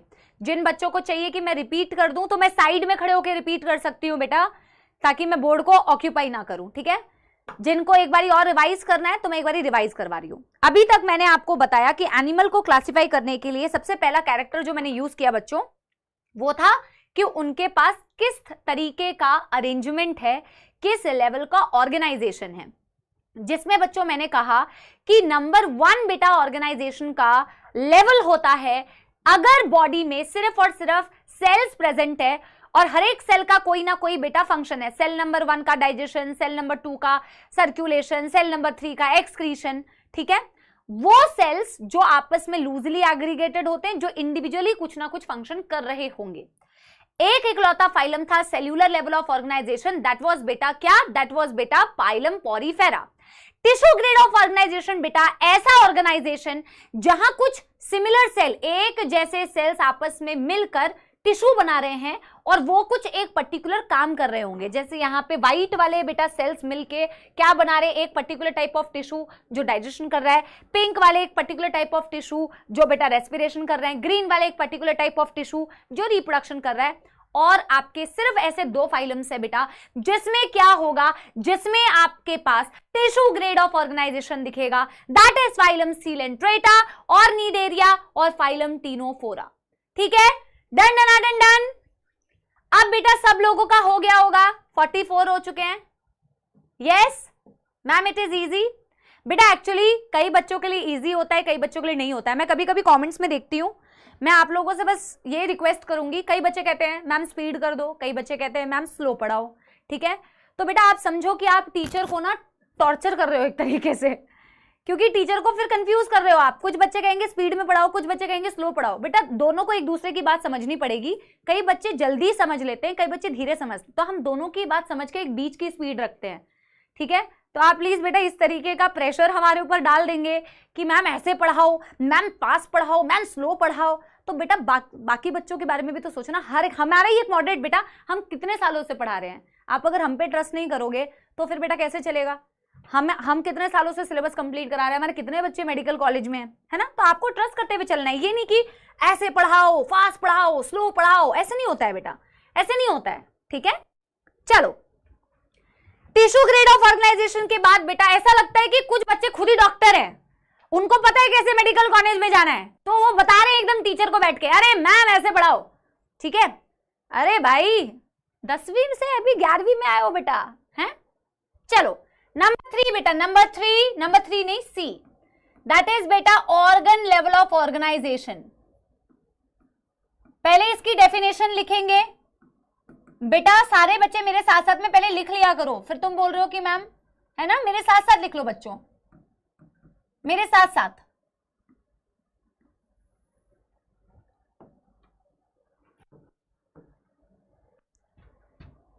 Animals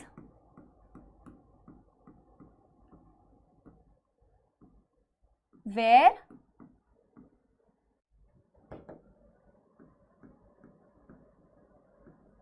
different tissues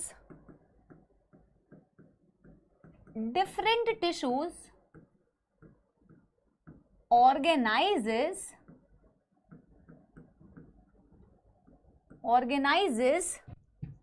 to form an organ to perform a specific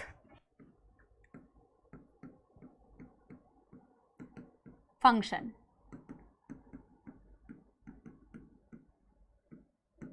ठीक है, अब देखो यहां पे कैसे समझना है। देखो तुम्हें, कई बच्चों को तो ये पहले से उस अल्फाबेट वाले से ही समझ जाएगा, कई बच्चों को बेटा उस अल्फाबेट वाले से ही समझ जाएगा कि यार मैम जैसे आपने बोला था ABCD सेल्स है, ABCD से हमने वर्ड्स बनाए, जैसे कि मैंने बना दिया कृष्णा, जैसे कि शिखर, जैसे कि ध्रुव, जैसे कि ऋचा, जैसे कि मुस्कान, जैसे कि, ठीक है, यशवीर, ठीक है। तो जिस तरीके से हमने ये बोला कि हमारे पास अल्फाबेट्स थे जिन्होंने सेल्स बनाए और सेल्स ने मिलकर टिश्यू बनाया, उसी तरीके से मैं बोल रही हूं कि यार टिश्यू जब आपस में मिल जाएंगे तो क्या बनाएंगे, ऑर्गन बनाएंगे। कैसे समझ सकते हैं बच्चों, और वो ऑर्गन फिर एक पर्टिकुलर काम करेगा, कैसे समझ सकते हैं, इसको जरा इस डायग्राम में देखना, ठीक है, इस डायग्राम में जरा समझना, इस डायग्राम में जरा समझना बेटा। अरे भाई बेटा समझो मेरे साथ इस डायग्राम में, ये कई सारे सेल्स ने मिलके क्या बनाया था, टिश्यू बनाया था, टिश्यू नंबर 1 फॉर एग्जांपल। अब मैं बोल रही हूं टिश्यू आपस में मिलके एक पर्टिकुलर ऑर्गन को बना रहे हैं, और ये दूसरे टाइप का टिश्यू था फॉर एग्जांपल, एक जैसे सेल्स ने मिलके टिश्यू नंबर 2, ठीक है। अब इन दोनों ने मिलके क्या बनाया, इन दोनों ने मिलके, अरे भाई इन दोनों ने मिलके बेटा क्या बनाया, इन दोनों ने मिलके एक ऑर्गन बना दिया। समझ गए मेरी बात, yes. In the same way बच्चों, ये एक पर्टिकुलर टाइप ऑफ सेल्स थे जो आपस में मिलके क्या बना रहे थे, टिश्यू बना रहे थे। ये कोई सेल्स थे बेटा जो आपस में मिलके बेटा क्या बना रहे थे, अरे इस कलर से नहीं, ये आपस में मिलके बेटा क्या बना रहे थे, ये आपस में मिलके मैम सेल्स टिश्यू बना रहे थे, ठीक है। और मैंने इस टिश्यू को कंबाइन कर दिया तो ये क्या बन गया, ये एक ऑर्गन बन गया। समझ गए बात, यस, समझ गए बात, यस, यस एवरीबॉडी, ठीक है, ओके प्राप्ति, वेरी गुड प्राप्ति, यस आकांक्षा, यस यश, वेरी गुड। देखो हमने क्या बोला बेटा, हमने बोला कि ये था टिश्यू नंबर 1, ये था टिश्यू नंबर 2, ठीक है। इस रेड वाले को बाहर बनाने की जरूरत नहीं थी हालांकि, तो इसको मैं मिटा देती हूं, इसको बनाने की अभी कोई जरूरत नहीं है, इसको बनाने की अभी कोई जरूरत नहीं है।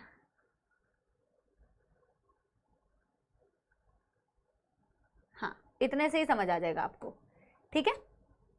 ये था टिश्यू नंबर 1, ये था टिश्यू नंबर 2 बेटा, ठीक है। और इन दोनों ने मिलके बेटा बनाया ऑर्गन। इनसे मिलके क्या बने? ऑर्गन बने। ठीक, ये क्या था बच्चों? ये था टिश्यू नंबर समझो 4, ये था समझो फॉर एग्जाम्पल टिश्यू नंबर 5। इन्होंने मिलके बना दिया ऐसे करके ऑर्गन नंबर 2। जैसे अगर मैं आपको एग्जाम्पल समझाऊं, स्टमक जो है आपका, जो पेट है वो एक ऑर्गन है, आपका जो लिवर है वो एक ऑर्गन है। तो आपका जो स्टमक है वो अलग अलग टिश्यू से मिलके बना है, आपका जो लिवर है वो अलग अलग टिश्यू से मिलके बना है। वेरी गुड यार स्नेहजीत मजूमदार। स्नेहजीत मजूमदार का क्वेश्चन है, मतलब एक स्टेटमेंट है कि यानी कि मैम हमारे जो ऑर्गन होते हैं वो अलग अलग टिश्यू से मिलके बनते हैं। यस। अरे टिश्यू नंबर 3, 4 कुछ भी लिख दो ना यार, 3, 4। अरे भाई तुम तो इस नंबर के पीछे पड़ गए यार। ठीक है भाई, कोई इससे कोई फर्क नहीं पड़ता टिश्यू नंबर 3 लिखा या 4। ये तो मैं एक तरीके से तुम्हें समझाने के लिए, जैसे बेटा मैथ्स में हम एक हाइपोथेटिकल एग्जाम्पल लेते हैं ना, जो हुआ नहीं, जो वैसा एग्जैक्टली नहीं होता, हाइपोथेटिकल होता है। ठीक है, अब सुनो मेरी बात। जैसे कि बच्चे ने कहा, मजूमदार जी ने, कि यार मैम यानी कि हमारे जो ऑर्गन्स होते हैं उनमें अलग अलग टिश्यू होते हैं। यस, आपका जो लिवर है वो अलग अलग टाइप के टिश्यू से मिलके बना है, आपका जो बेटा क्या बोलते हैं स्टमक है वो अलग अलग टिश्यू से मिलके बना है। और अगर बेटा आप इसको लॉजिकली समझ पा रहे हो तो मेरे को, मैं आपसे अभी एक क्वेश्चन पूछूंगी, पर आप पहले इसको लिखिए फिर मैं आपको बताऊंगी। ठीक है, आप पहले इसको लिखिए फिर मैं आपसे क्वेश्चन पूछूंगी जो मैं आपसे पूछना चाह रही हूं। इसका एक ही बेटा एग्जाम्पल है, इसका एक ही एग्जाम्पल है बेटा, एक ही फाइलम इसका एग्जाम्पल है और वो फाइलम है प्लैटीहेलमिन्थेस। आप पहले इसको नोट कीजिए,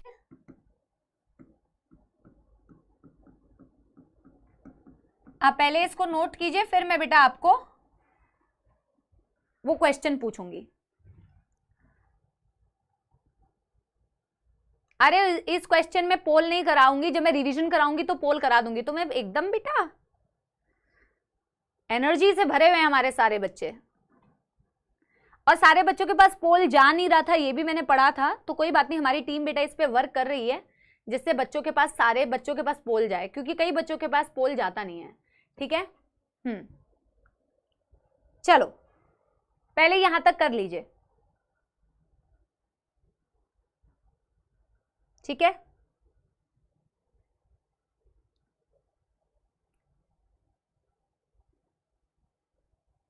पहले यहां तक कर लीजिए फिर मैं बताऊंगी। पहले मैं आपको लिखने का टाइम दे रही हूं, ठीक है, फिर मैं क्वेश्चन पूछती हूं।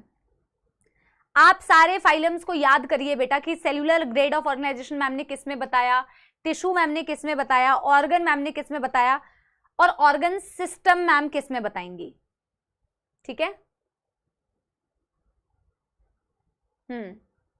अच्छा कई बच्चों का ये भी था कि मैम हम नोट्स कैसे बनाने हैं। नोट्स बेटा जैसे आपकी क्लास में थ्योरी लिखवाई जा रही है, आप साथ के साथ बेटा थ्योरी को आप अपने नोट्स में मतलब लिखिए एज इट इज। आप अपने सेल्फ खुद के नोट्स बेटा क्लास में बैठ के लिखिए, बनाइए। ठीक है, done done done done done done done done everybody, पक्की बात? यस। चलो तो आपसे बेटा एक क्वेश्चन पूछा जाए, फिर आपको लास्ट लेवल ऑफ ऑर्गेनाइजेशन बताऊंगी क्योंकि वो इसी से रिलेट करता है। क्वेश्चन क्या है? क्वेश्चन ये है,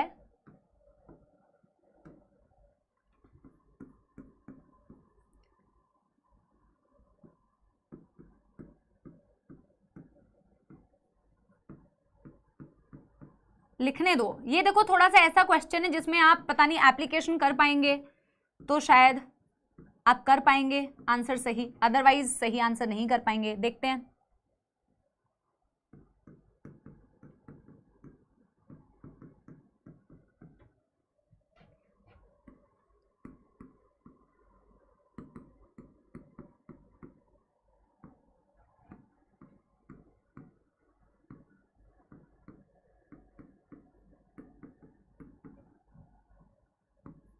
मैं बोर्ड पे चिपक के इसलिए लिख रही हूं ताकि आपको पहले से दिखे ना।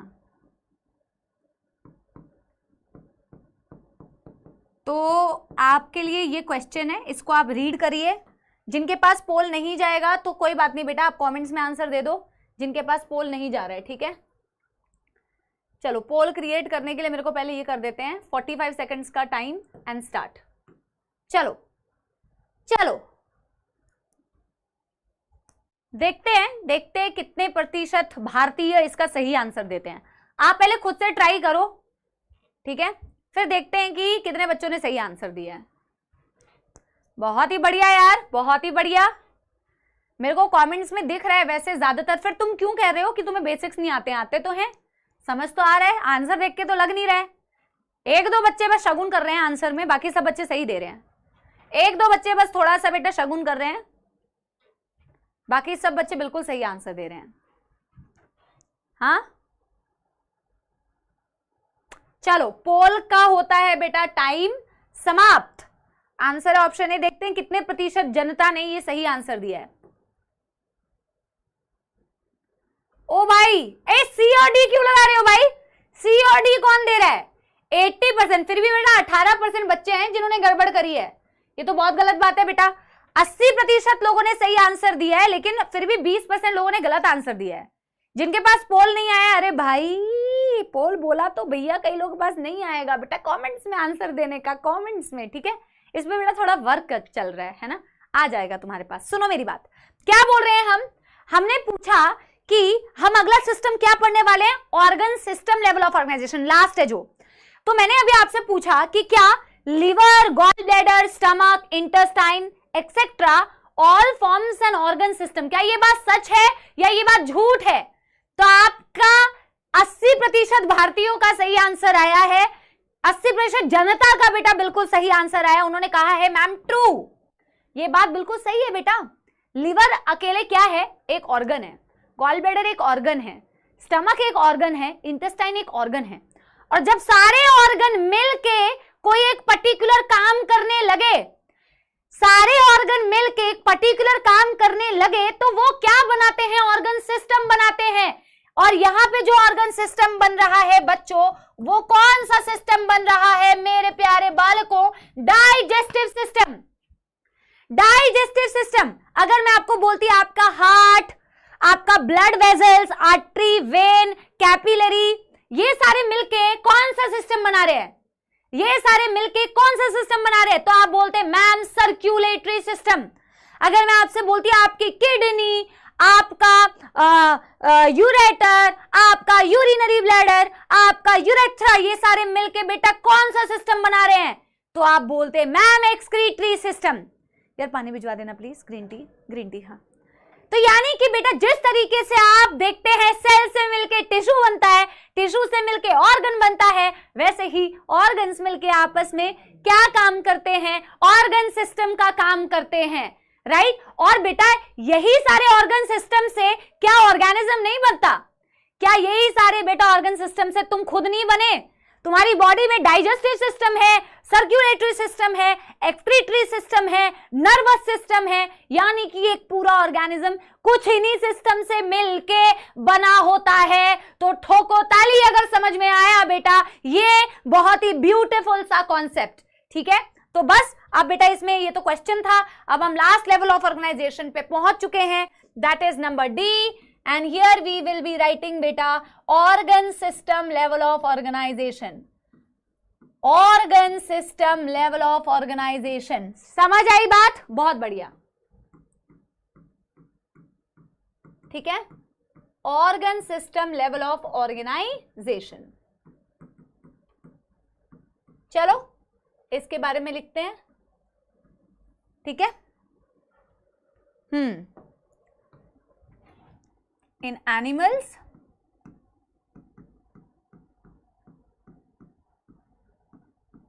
where various organs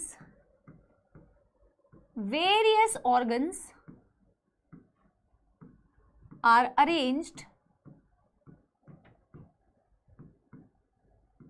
to form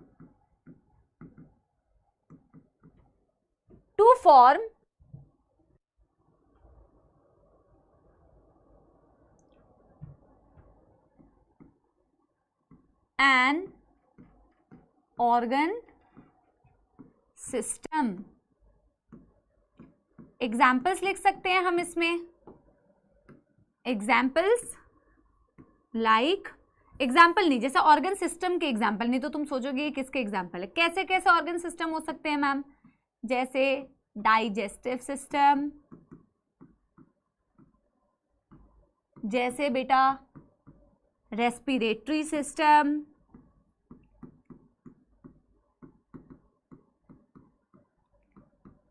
जैसे बेटा रिप्रोडक्टिव सिस्टम एक्सेट्रा।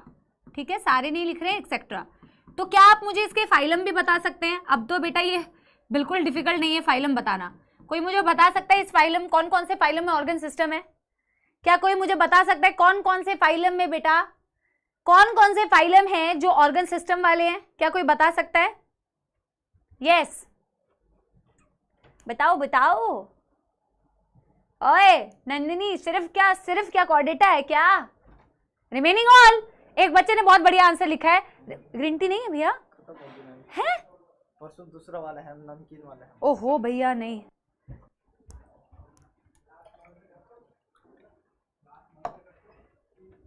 पिटाई लगाऊंगी यहीं से बेटा, पिटाई लगाऊंगी। सिर्फ कॉर्डेटा काहे बोल रहे हो? यानी कि तुमने प्लैटीहेल्मिन्थेस के बाद सारे फाइलम को तुम खा गए। एस्केहेल्मिन्थेस, फिर एनेलिडा, आर्थ्रोपोडा, मोल्यूस्का, ये सारे कहाँ गए? इसको तुम खा गए भाई। रेस्ट ऑल, रेस्ट ऑल, -1 दो अपने आप को, -1 भाई। रेस्ट ऑल ना, रेस्ट ऑल। एग्जाम्पल, एग्जाम्पल एस्केहेल्मिन्थेस से लेके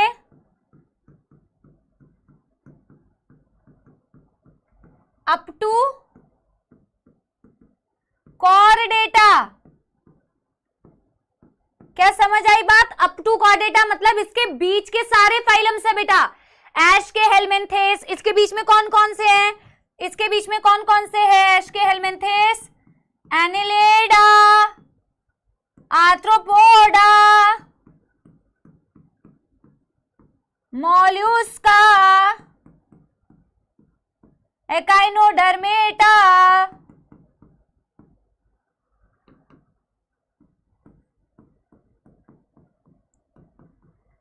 ओ भाई, एंड हेमिकॉर्डेटा। सारे बेटा जितने बचे कुचे थे वो सारे के सारे बेटा इसमें आ गए। डन हो गया बेटा, डन डन डन डन।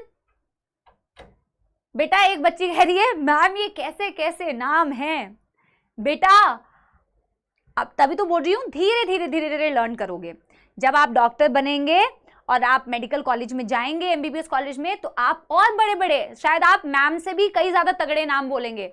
और जब मैम आपसे मिलेंगी और आपसे कहेंगी कि तेरे को इतने सारे नाम कैसे याद हो गए, तू तो पहले बोलता था तेरे को फाइलम के नाम भी याद नहीं होते, तब तुम कहोगे कि यार मैम करना पड़ता है मैम, क्या बताएं आपको अपनी दुख की कहानी। क्योंकि मेडिकल कॉलेजेस में तो तगड़े तगड़े टर्म पढ़ोगे बेटा, कहाँ तब आप हमें याद रखेंगे। तब तो तुम बड़े हो जाओगे, डॉक्टर बन जाओगे, नाम के आगे डॉक्टर लग जाएगा तुम्हारे, है ना। तो बेटा इन नामों को याद रखने का। अच्छा, कई बच्चे ट्रिक्स पूछते हैं बेटा। मैं यूजुअली आपको ट्रिक्स उस जगह पे बताती हूँ जहां एक्चुअल में ट्रिक बनती है। मतलब मेरे कहने का मतलब समझना, थोड़ा सा जेन्युइनली समझने की कोशिश करना मैं क्या बोल रही हूँ। देखो अगर मैं हर जगह पे तुम्हें ट्रिक बता दूंगी ना, तो मेरे को जो एक्सपीरियंस रहा है बच्चों के साथ में वो ये रहा है कि बच्चे ना पहले ट्रिक बना लेते, फिर बहुत खुश होते हैं कि हमने ट्रिक बना लिया, और लास्ट में आते आते ना बेटा उनको ट्रिक्स को याद करने के लिए ट्रिक्स बनाने पड़ते हैं। तो हर चीज का ट्रिक नहीं बनाना है। जहां वैलिड है ट्रिक बनाना, वहां हम ट्रिक बनाएंगे। जहां बेटा बन रहा है ट्रिक, तो क्यों नहीं बनाएंगे ट्रिक। लेकिन बेटा हर जगह पे अगर तुम ट्रिक बनाओगे, तुम्हारे पास 100 ट्रिक्स हो गई, फिर 100 ट्रिक्स को याद रखने के लिए 100 ट्रिक्स बनाओगे। समझ रहे हो? यस एवरीबॉडी, ठीक है। चलो अब बेटा हम फटाफट से, एक बच्चा कह रहे मैम आप नीमाटोडा वर्ड क्यों नहीं यूज कर रहे। बेटा हम नीमाटोडा भी यूज कर सकते हैं बेटा, मैं आगे बताऊंगी। एस्केहेल्मिन्थेस को नीमाटोडा भी बोलते हैं, नीमेटहेल्मिन्थेस भी बोलते हैं। मैं आगे बताऊंगी, फाइलम जब पढ़ाऊंगी तो मैं आपको इसके मल्टीपल नाम बताऊंगी, ठीक है।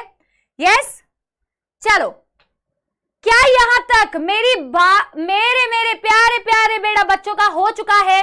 तो हम सेकेंड डिवीजन स्टार्ट करें, वो बहुत आसान है, वो बहुत आसान है। सेकेंड क्लासिफिकेशन, अभी जैसे हमने तुम्हें ब्लड ग्रुप के बेसिस पर क्लासिफाई कर दिया है, अब हम तुम्हें बेटा हाइट के बेसिस पे क्लासिफाई करेंगे। यानी हम एनिमल्स को बेटा सेकेंड कैटेगरी यूज करने वाले क्लासिफिकेशन की, जिसे बोला जाता है सिमेट्री, जिसे बोला जाता है सिमेट्री, ठीक है।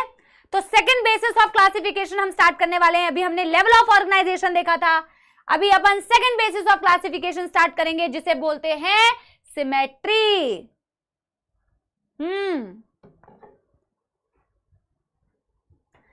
मुझे याद आ रहा है कि तुम्हारे लिए, तुमको ना अपने मन में ये गाना याद आ रहा होगा, जितने भी 10वीं के बच्चे हैं जिनको बड़ी एक्साइटमेंट हो रही है 11वीं में, वो उनके लिए ये गाना बड़ा सूट करता है। जाना कहाँ था ये क्या ये जो हो गया, सोचा कहाँ था ये जो हो गया, चुटकी कोई काटो ना है हम तो होश में, कदमों को थामो ये है उड़ते जोश में, बादल पे पाँव है, तुम्हारे एकदम बादल पे पाँव है भाई, तुम एकदम बेटा बादल पे पाँव लेके चल रहे हो एकदम जोश में, ठीक है। चलो स्टार्ट करते हैं बच्चों second symmetry. This is the second basis of classification. Actually मैं खुद के हैंड रिटन उसमें करती हूँ बेटा, ऐसे नहीं करते, हैंड रिटन में करते हैं। नंबर 2, ठीक है, एनसीईआरटी की रीडिंग अभी मैं कराऊंगी। चलो नंबर 2 इज सिमेट्री।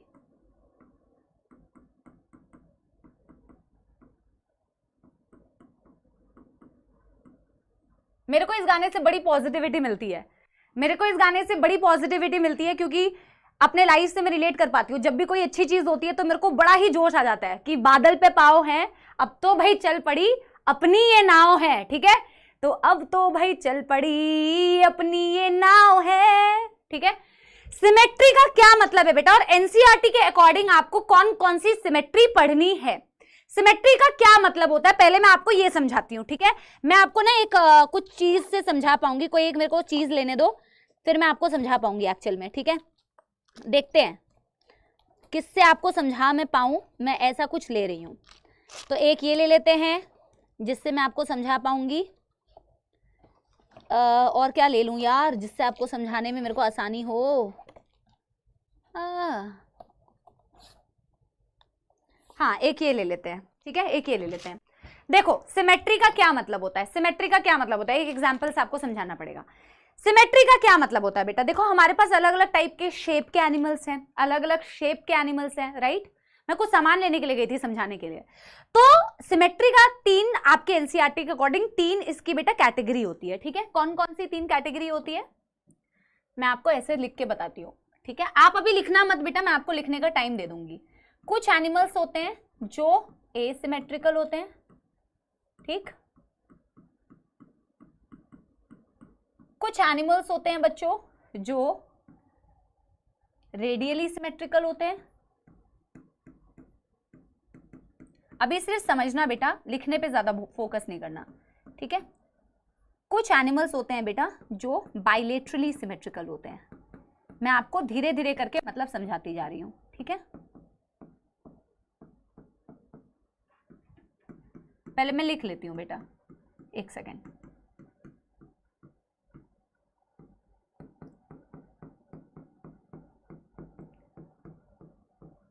देखो बेटा अलग अलग टाइप के बेटा हमारे एनिमल्स एग्जिस्ट करते हैं, डिफरेंट शेप ऑफ साइज के। सिमेट्री का क्या डेफिनेशन है, सिमेट्री का डेफिनेशन कहता है, जैसे बेटा आप ये बॉटल देख पा रहे हो, सबको ये बॉटल नजर आ रही है, राइट। इस बॉटल का सेंटर में से बेटा एक सेंट्रल एक्सिस होगा जो मैं दिखा नहीं पा रही हूं। सपोज ये बॉटल को मैं खोलती हूं, क्या मैं ऐसे कह सकती हूं बेटा इसके अंदर बेटा क्या है, खाओगे, इसके अंदर थोड़े बेरीज हैं, नट्स है, लालच आ रहा है बेटा, चलो कोई नहीं, लालच को हटाओ बेटा यहाँ पे। अभी सुनो, ये बेटा एक बॉटल तुम्हें दिख रही है, मैं इसकी सेंटर एक्सिस ये बोल सकती हूँ जिसके सेंटर में से ऐसा एक्सिस है, क्या मैं इसे इसका सेंटर एक्सिस बोल सकती हूँ, नजर आ रहा है सबको, यस। क्या मैं कह सकती हूँ ये सेंटर एक्सिस है, राइट। सेंट्रल एक्सिस वर्ड समझ में आ रहा है कि यार ये अगर कोई भी, ये कोई एनिमल तो नहीं है, मैं आपको सिर्फ ये समझाने की कोशिश कर रही हूँ कि क्या ये इसका सेंट्रल एक्सिस है, यस, सेंट्रल एक्सिस है, यस। अब देखो मैं कह रही हूं ऐसे एनिमल्स जिनकी बॉडी को आप, सुनना ध्यान से, ऐसे एनिमल्स जिनकी बॉडी को आप इक्वल पार्ट में डिवाइड कर पाते हैं, जिनकी बॉडी को आप इक्वल पार्ट में डिवाइड कर पाते हैं, passing through the central axis. जैसे कि कोई प्लेन है, मेरे हाथ को एक प्लेन समझना, मेरे हाथ को इस तरीके का एक प्लेन समझना, प्लेन समझते हो ना बेटा, है ना, मैथमेटिक्स फिजिक्स में प्लेन वर्ड यूज करते हैं।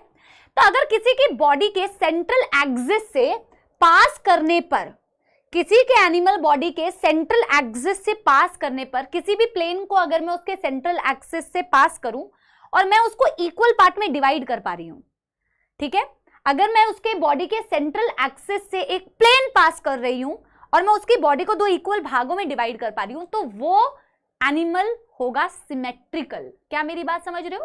वो एनिमल होगा सिमेट्रिकल। लेकिन बेटा ऐसे एनिमल्स जिनकी शेप समझो ऐसी है, ये तो कुछ ज्यादा ही कचरा मच गया, यहां देखो, जिनकी बॉडी ऐसी है। अब सपोज इसका भी कोई सेंट्रल एक्सिस होगा, अब मैं इस पर्टिकुलर बेचारे एनिमल की बॉडी में चाहे ऐसे प्लेन को पास करूं, चाहे ऐसे प्लेन को पास करूं, चाहे ऐसे इसको काटूं, चाहे ऐसे इसको काटूं, इसको मैं किसी भी तरीके से इक्वल पार्ट में डिवाइड नहीं कर सकती। इसको मैं इक्वल भाग में नहीं डिवाइड कर सकती। इसकी बॉडी में अगर मैं किसी भी प्लेन को इसके सेंट्रल एक्सिस में से पास करूं, मैं इसकी बॉडी को इक्वल भागों में नहीं डिवाइड कर सकती। अरे भाई ये स्टारफिश नहीं है, स्टारफिश को तो तुम डिवाइड कर सकते हो भाई, स्टारफिश को तो तुम बहुत बढ़िया डिवाइड कर सकते हो। खुद देखो सोच के, क्या ये स्टारफिश है? बेटा तुमने क्या स्टारफिश की शक्ल को इतना गंदा समझा है? स्टारफिश तो इतनी प्यारी सी होती है यार, क्या तुम इससे स्टारफिश, बेटा स्टारफिश तो इतनी सुंदर होती है, ये स्टारफिश का एलाइट वर्जन है, ठीक है, सस्ता वर्जन है एक्चुअली। तो जब आप बेटा किसी भी एनिमल को उसके सेंट्रल एक्सिस में से किसी भी प्लेन को पास करते हैं, और जब आप किसी प्लेन को पास करते हैं और आप किसी भी तरीके से उसको इक्वल पार्ट में नहीं डिवाइड कर पाते, तो वो एनिमल्स होती है बेटा, वो एनिमल्स कहलाते हैं एसिमेट्रिकल। लेकिन ऐसे एनिमल्स बेटा जिसके बॉडी के सेंट्रल एक्सिस में से आप किसी प्लेन को पास करो, इक्वल पार्ट में डिवाइड कर पाओगे, तो वो होते हैं सिमेट्रिकल। क्या ये बात समझ आई? ये बात तो आपको आई थिंक समझ में आई होगी। लेकिन अब बेटा इसमें कई सारी टाइप है। एसिमेट्रिकल का तो मतलब तुम्हें समझ आ गया, लेकिन इसमें फिर रेडियली सिमेट्रिकल क्या होता है और बायलेटरली सिमेट्रिकल क्या होता है वो मैं आपको समझाऊंगी, ठीक है। रेडियली सिमेट्रिकल क्या होता है और बायलेटरली सिमेट्रिकल क्या होता है ये मैं आपको समझाती हूं। पहले हम एसिमेट्रिकल का डेफिनेशन लिख लेते हैं। अब आप मेरे साथ लिख सकते हो, अब आप बेटा मेरे साथ लिख सकते हो। एसिमेट्रिकल का मतलब तो आप समझ गए हो, फिर मैं आपको ये 2 टाइप की सिमेट्री समझाऊंगी अभी, ठीक है। तो एसिमेट्रिकल का मतलब मैम ने क्या बताया? मैम ने कहा, इसका मतलब मैम ने कहा when any plane passing through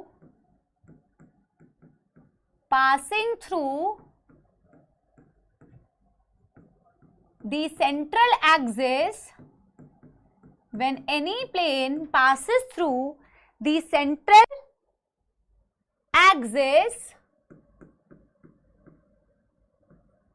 cannot divide the body of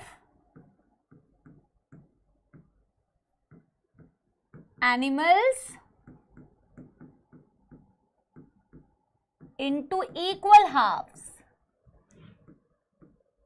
आपने जितनी मर्जी कोशिश कर ली, आप उसको किसी भी एंगल से इक्वल पार्ट में अगर ना डिवाइड कर पाए, तो आप ऐसे एनिमल्स को बोलते हैं asymmetrical.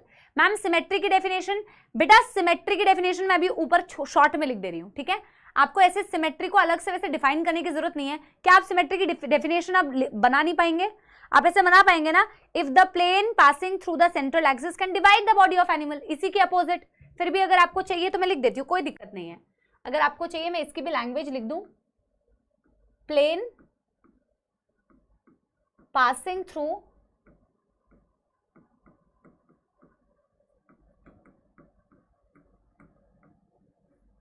the central axis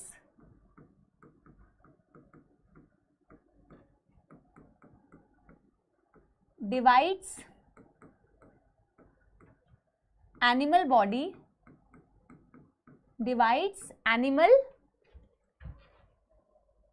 into equal half। मैं सिमेट्री को साइड लिख देती हूँ, एक second.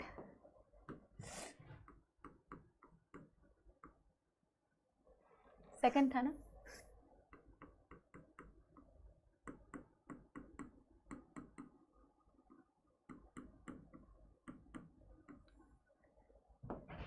divide the animal body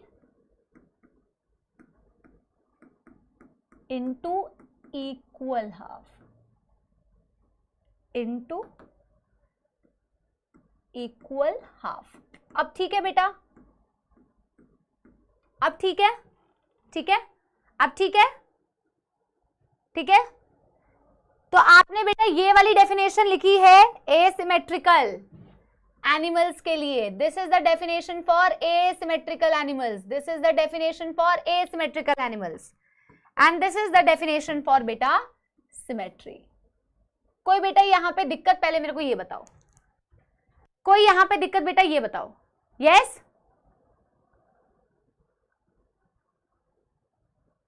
clear है, पक्की बात,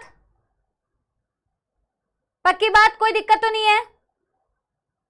एग्जाम्पल क्या है, यानी कि सिमेट्री की डेफिनेशन है अगर तुम किसी प्लेन से बॉडी को इक्वल पार्ट में डिवाइड कर पा रहे हो तो वो सिमेट्री, अगर किसी भी प्लेन से नहीं डिवाइड कर पा रहे हो एसिमेट्रिकल. बेटा इसका एक ही इकलौता एग्जाम्पल पढ़ते हो, ज्यादातर इसका एग्जाम्पल क्या है, ज्यादातर जो आपके पॉरीफेरा होते हैं, मोस्टली जो आपके पॉरीफेरा होते हैं, एनसीईआरटी के अकॉर्डिंग चलना है हमें, एनसीईआरटी के अकॉर्डिंग चलना है. एनसीईआरटी के अकॉर्डिंग, एनसीईआरटी के अकॉर्डिंग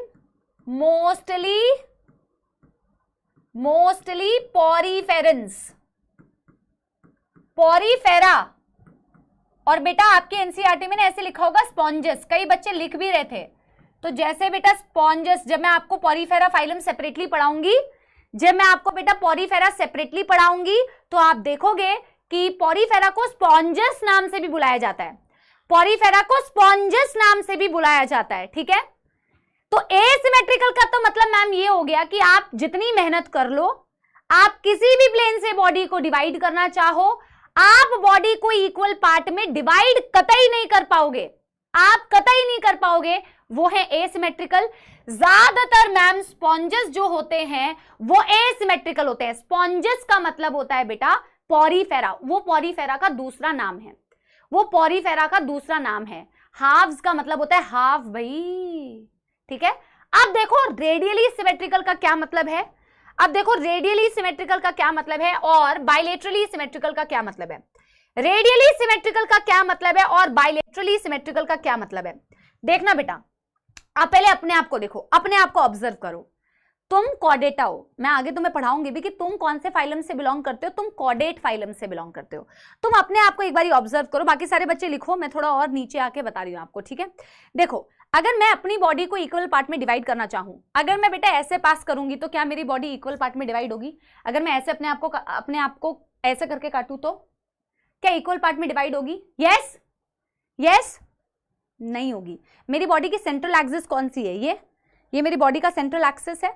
तो मेरे को सेंट्रल एक्सिस से अगर मैं इस तरीके का प्लेन पास करूं, ये मेरी बॉडी की सेंट्रल एक्सिस है ना, ऐसा है ना बेटा, ऐसी हूं ना मैं, ऐसे हो तुम भी. ठीक है, ये मेरी बॉडी का सेंट्रल एक्सिस है. तो अगर मैं बॉडी को ऐसे डिवाइड करूंगी तो क्या मेरी बॉडी इक्वल पार्ट में डिवाइड होगी, नहीं ना. लेकिन क्या मैं अपनी बॉडी को अगर ऐसे डिवाइड करूं तो क्या ये मेरी बॉडी इक्वल पार्ट्स में डिवाइड हो जाएगी, ऐसे क्या इक्वल पार्ट में डिवाइड हो जाएगी अगर मैं लॉन्गिट्यूडनली काटूं, है ना.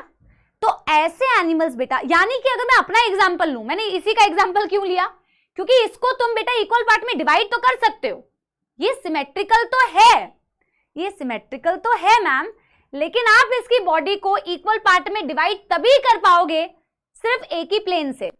ऐसा नहीं है कि आपने ऐसे काटा तो भी इक्वल हो गई मैम, ऐसे काटा तो भी इक्वल हो गई मैम, ऐसे करके काटा, मतलब तुम ऐसे काटो सेंट्रल एक्सिस में से पास करो, इक्वल नहीं है.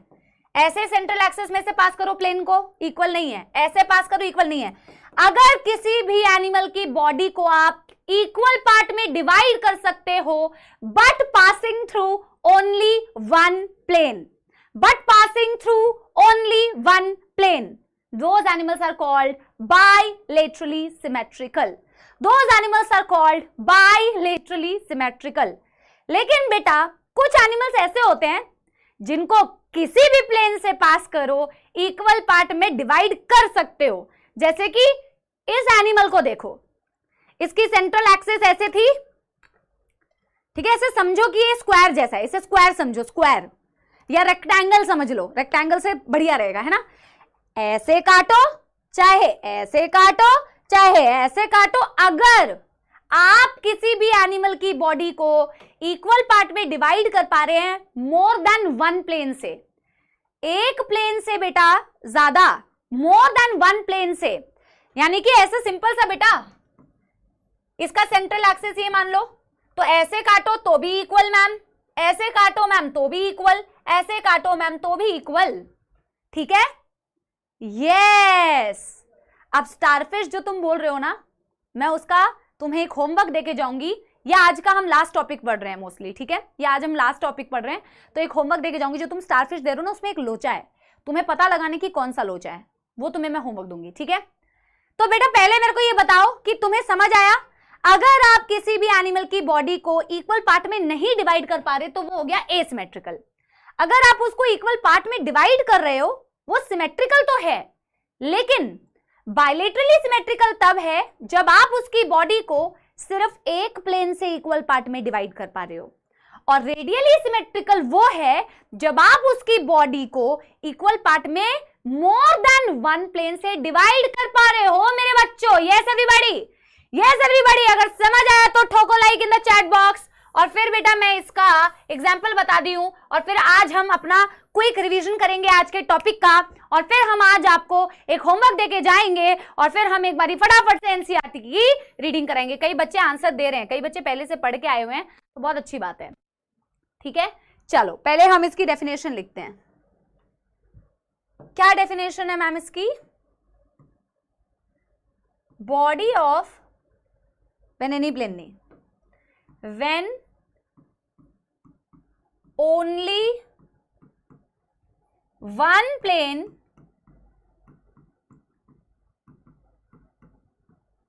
अरे वन प्लेन थोड़ी है, अरे भाई ये बायलेटरली नहीं है, when more than one plane, I am so sorry, when more than one plane, when more than one plane passing through the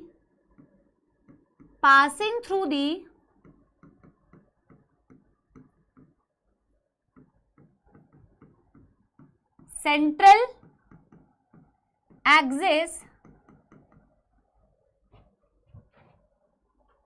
divides the body of animal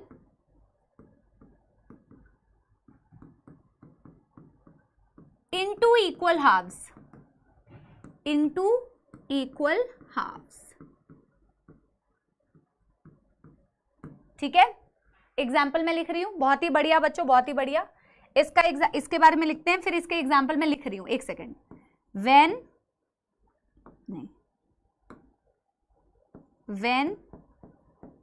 only one plane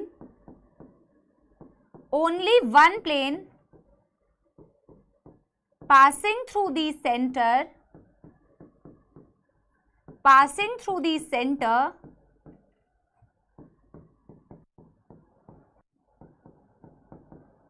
divides the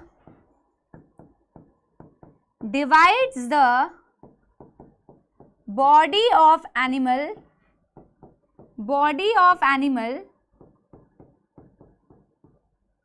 into equal halves,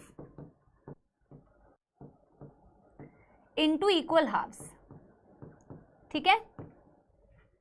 example लिख दो ma'am, हम bilaterally symmetrical हैं, बिल्कुल बेटा हम bilaterally symmetrical है, बिल्कुल 100% हम बायलेटरली सिमेट्रिकल है। इसका एग्जाम्पल तो क्या था, मोस्टली पॉरीफेरा। इसके एग्जाम्पल बेटा क्या होते हैं, इसके एग्जाम्पल होते हैं बेटा, ध्यान देना यहां, सीलेंट्रेट। मैं एक होमवर्क देके जाऊंगी तो आप पहले ध्यान से सुन लो। सीलेंट्रेटा भी बेटा रेडियली सिमेट्रिकल होते हैं, तीनों फोरा भी बेटा रेडियली सिमेट्रिकल होते हैं, एंड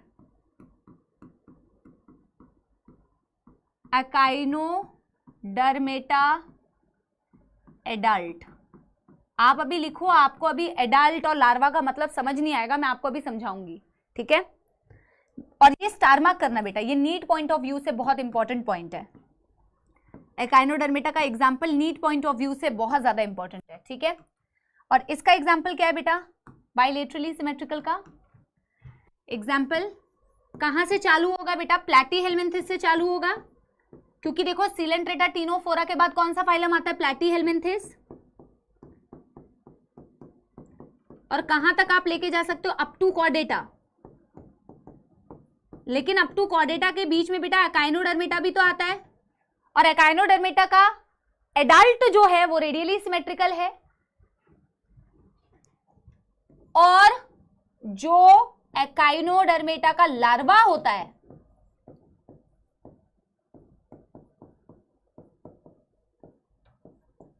वो बाइलेटरली सिमेट्रिकल होता है, ठीक है। ये चीज मैं आपको बेटा अगले दिन समझाऊंगी।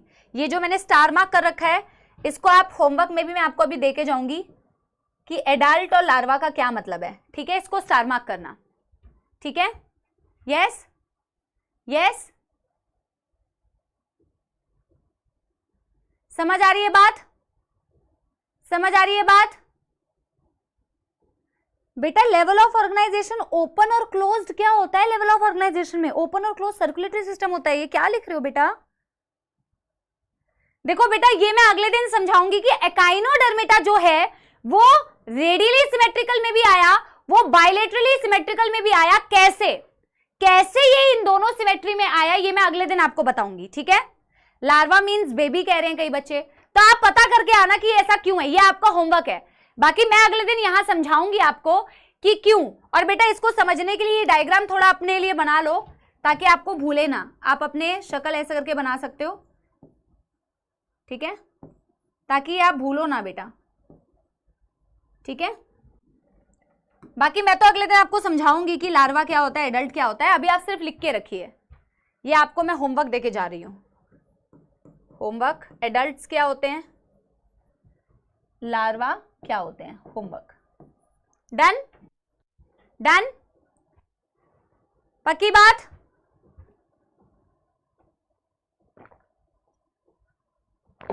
ठीक है,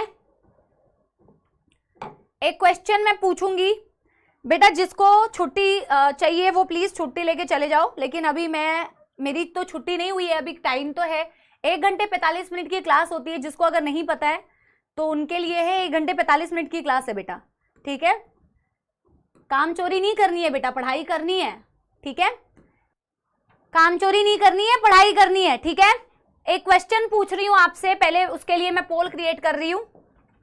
एक क्वेश्चन पूछ रही हूं मैं आपसे बेटा, क्वेश्चन ये है, फॉर द फर्स्ट टाइम, पहले मैं ऑप्शन लिख लेती हूं नहीं तो आपको पता चल जाएगा। Porifera, Coelenterata, Ctenophora,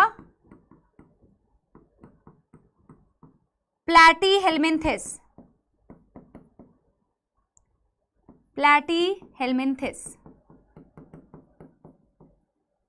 A, B, C, D।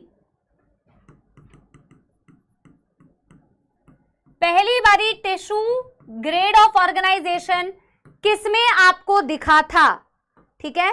एक पोल क्रिएट किया जाए।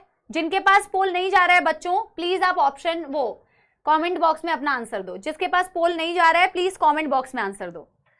First time tissue grade of organisation was seen in, जिन्होंने पहले ही क्वेश्चन बिना देखे आंसर दे दिया ए, वो तो बेटा शगुन कर दिया आपने, ठीक है।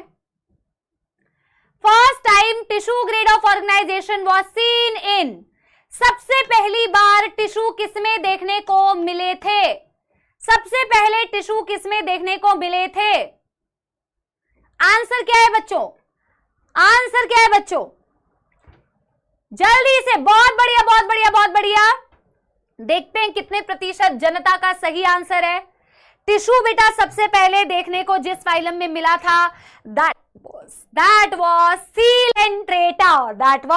Coelenterata। Show result option B. अरे भाई हैंग कर रहा है हमारा पोल स्टॉप हो गया। Correct answer is B, show result. जिन बच्चों ने बिना क्वेश्चन को देखे ऑप्शन ए लगाया है, हरीश, शेख रेहान, फैजान, राशिद, सौरभ कुमार, शशांक यादव, ये सारे हमारे लीडर बोर्ड वाले बच्चे हैं जिन्होंने सही आंसर दिया है, और जिन्होंने गलत दिया है बेटा उसका क्या कर सकते हैं। चलो मैं यहीं पे खत्म करती हूँ। एनसीईआरटी की रीडिंग मैं अगले दिन करा दूंगी, एनसीईआरटी की रीडिंग मैं अगले दिन करा दूंगी, ठीक है। सिमेट्री का और लेवल ऑफ ऑर्गेनाइजेशन का मैं अगले दिन एनसीईआरटी रीडिंग करा दूंगी, क्योंकि अभी 5 मिनट का टाइम बचा है तो मैं इससे ज्यादा क्लास को खींच नहीं रही हूँ बेटा, ठीक है। और एक चीज और, मैं एक बारी क्विक रिवीजन करा देती हूँ। आज हमने जो पढ़ा है एक बारी फटाफट से क्विक रिवीजन करा देती हूँ। हमने बेटा, अब मैं ये फास्ट रिवीजन करा रही हूँ, समाप्ति एक्सप्रेस चला रहे हैं, मेरे को सिर्फ आपका बेटा 5 मिनट की अटेंशन चाहिए। आज हमने लेवल ऑफ ऑर्गेनाइजेशन पढ़ा, एग्जांपल्स बेटा याद हो जाने चाहिए क्लास में याद कर लो। हमने लेवल ऑफ ऑर्गेनाइजेशन पढ़ा कि यार एनिमल्स में सेल्स होते हैं, टिश्यू होते हैं, ऑर्गन होता है कि ऑर्गन सिस्टम होता है, इसके बेसिस पर हम एनिमल को क्लासिफाई कर सकते हैं। सेलुलर ग्रेड ऑफ ऑर्गेनाइजेशन का मतलब था मैम जिनकी बॉडी में सिर्फ और सिर्फ मैम सेल्स होंगे, जो लूजली एग्रीगेटेड होंगे, सिर्फ एक फाइलम होता है जिसमें सेलुलर ग्रेड ऑफ ऑर्गेनाइजेशन होता है ma'am, that is phylum Porifera, जहां बेटा सेल्स आपस में पास इकट्ठे एग्रीगेट होकर एक पर्टिकुलर काम कर रहे होंगे, यानी कि वो टिश्यू का फॉर्मेशन कर रहे होंगे, है ना। और टिश्यू ग्रेड ऑफ ऑर्गेनाइजेशन मिलता है 2 फाइलम के अंदर, सीलेंट्रेटा या फिर जिसे नीडेरिया बोलते हैं, एंड टीनोफोरा। जब बेटा कई सारे टिश्यू से मिलके एक ऑर्गन बनने लग जाए, वो सारे मिलके एक पर्टिकुलर ऑर्गन का फॉर्मेशन करें, यानी कि उसकी बॉडी के अंदर मिलता है ऑर्गन ग्रेड ऑफ ऑर्गेनाइजेशन। एक इकलौता फाइलम था ऑर्गन ग्रेड ऑफ ऑर्गेनाइजेशन का, फाइलम प्लैटीहेल्मिन्थेस, जहां बहुत सारे ऑर्गन मिलके एक ऑर्गन सिस्टम बना रहे हो, जैसे लिवर, गॉलब्लैडर, पैंक्रियाज, आपका स्टमक, आपका इंटेस्टाइन मिलके एक सिस्टम बना रहा है, डाइजेस्टिव सिस्टम, इसे कहते हैं organ system grade of organisation. और ये बेटा कहां से चालू होती है, एश्केहेल्मिन्थेस से लेकर कॉर्डेटा तक। फिर मैंने दूसरा बेसिस ऑफ क्लासिफिकेशन आपको बताया, यानी कि सिमेट्री। ऐसे एनिमल्स जिनकी बॉडी कुछ ऐसी अजीबोगरीब होती है कि भाई आप उनको जितना मेहनत चाहो आप उसको कभी भी इक्वल पार्ट में डिवाइड नहीं कर सकते, इक्वल हाफ में डिवाइड नहीं कर सकते, वो एसिमेट्रिकल होते हैं। ज्यादातर पॉरीफेरेंस आपके एसिमेट्रिकल होते हैं, जिनको प्यार से स्पॉन्जेस भी बोला जाता है। बॉडी को इक्वल पार्ट में डिवाइड कर पा रहे हो तो वो होते हैं सिमेट्रिकल। लेकिन अगर बॉडी को इक्वल पार्ट में डिवाइड कर पा रहे हो, जैसे अपन को डिवाइड कर पा रहे हो, लेकिन passing through only one axis, passing through only one plane, sorry, तो वो कहलाते हैं बाइलेटरली सिमेट्रिकल। लेकिन ऐसे एनिमल्स जिनको तुम ऐसे काटो, ऐसे काटो, ऐसे चलाओ, इक्वल पार्ट में मोर देन वन प्लेन में अगर डिवाइड कर पा रहे हो तो वो होते हैं रेडियली सिमेट्रिकल। रेडियली सिमेट्रिकल में आते हैं सिलेंट्रेटा और टीनोफोरा। लेकिन एकाइनोडर्मेटा रेडियली में भी आता है, एकाइनोडर्मेटा बाइलेटरली में भी आ रहा है। अकॉर्डिंग टू एनसीईआरटी चल रही हूं मैं सिर्फ, ठीक है। एक्सेप्शंस बहुत सारी जगह पे, पर एनसीईआरटी में एकाइनोडर्मेटा का एक्सेप्शन दिया हुआ है, ठीक है। एकाइनोडर्मेटा का जो एडल्ट होता है वो रेडियली सिमेट्रिकल, एकाइनोडर्मेटा का जो लार्वा होता है वो बाइलेटरली सिमेट्रिकल। और बाइलेटरली सिमेट्रिकल चालू कहां से हो रही है, प्लैटीहेल्मिन्थेस से कॉर्डेटा तक। आपको होमवर्क में मैंने दिया है एडल्ट्स और लार्वा पता करके आना, ठीक है। Thank you very very much बेटा। आपके पास वो 2 चैप्टर, जो भी बेटा 10-20% हमारे क्लास में बच्चे हैं जिनको डाइवर्सिटी वाला चैप्टर पढ़ना है, या फिर वो लिविंग कौन सा था चैप्टर, लाइफ प्रोसेसेस, वो पढ़ना है 10th 9th का, तो वो आपके लिए प्रोवाइड करवा दिया जाएगा। और जिनको बेटा बेसिक्स क्लियर है वो नहीं देखेंगे, ठीक है, उनको कोई जरूरत नहीं है, वो अपनी बेटा पढ़ाई जारी रखें। और मेरा एक ही एम, एक ही बेटा आप लोगों से रिक्वेस्ट है, at the end of the day बेटा आपका अल्टीमेट गोल होना चाहिए मेहनत करना और पढ़ाई करना। जितनी हम आपके साथ मेहनत करेंगे बेटा, I request all of you कि आप उससे बेटा डबल मेहनत करिए।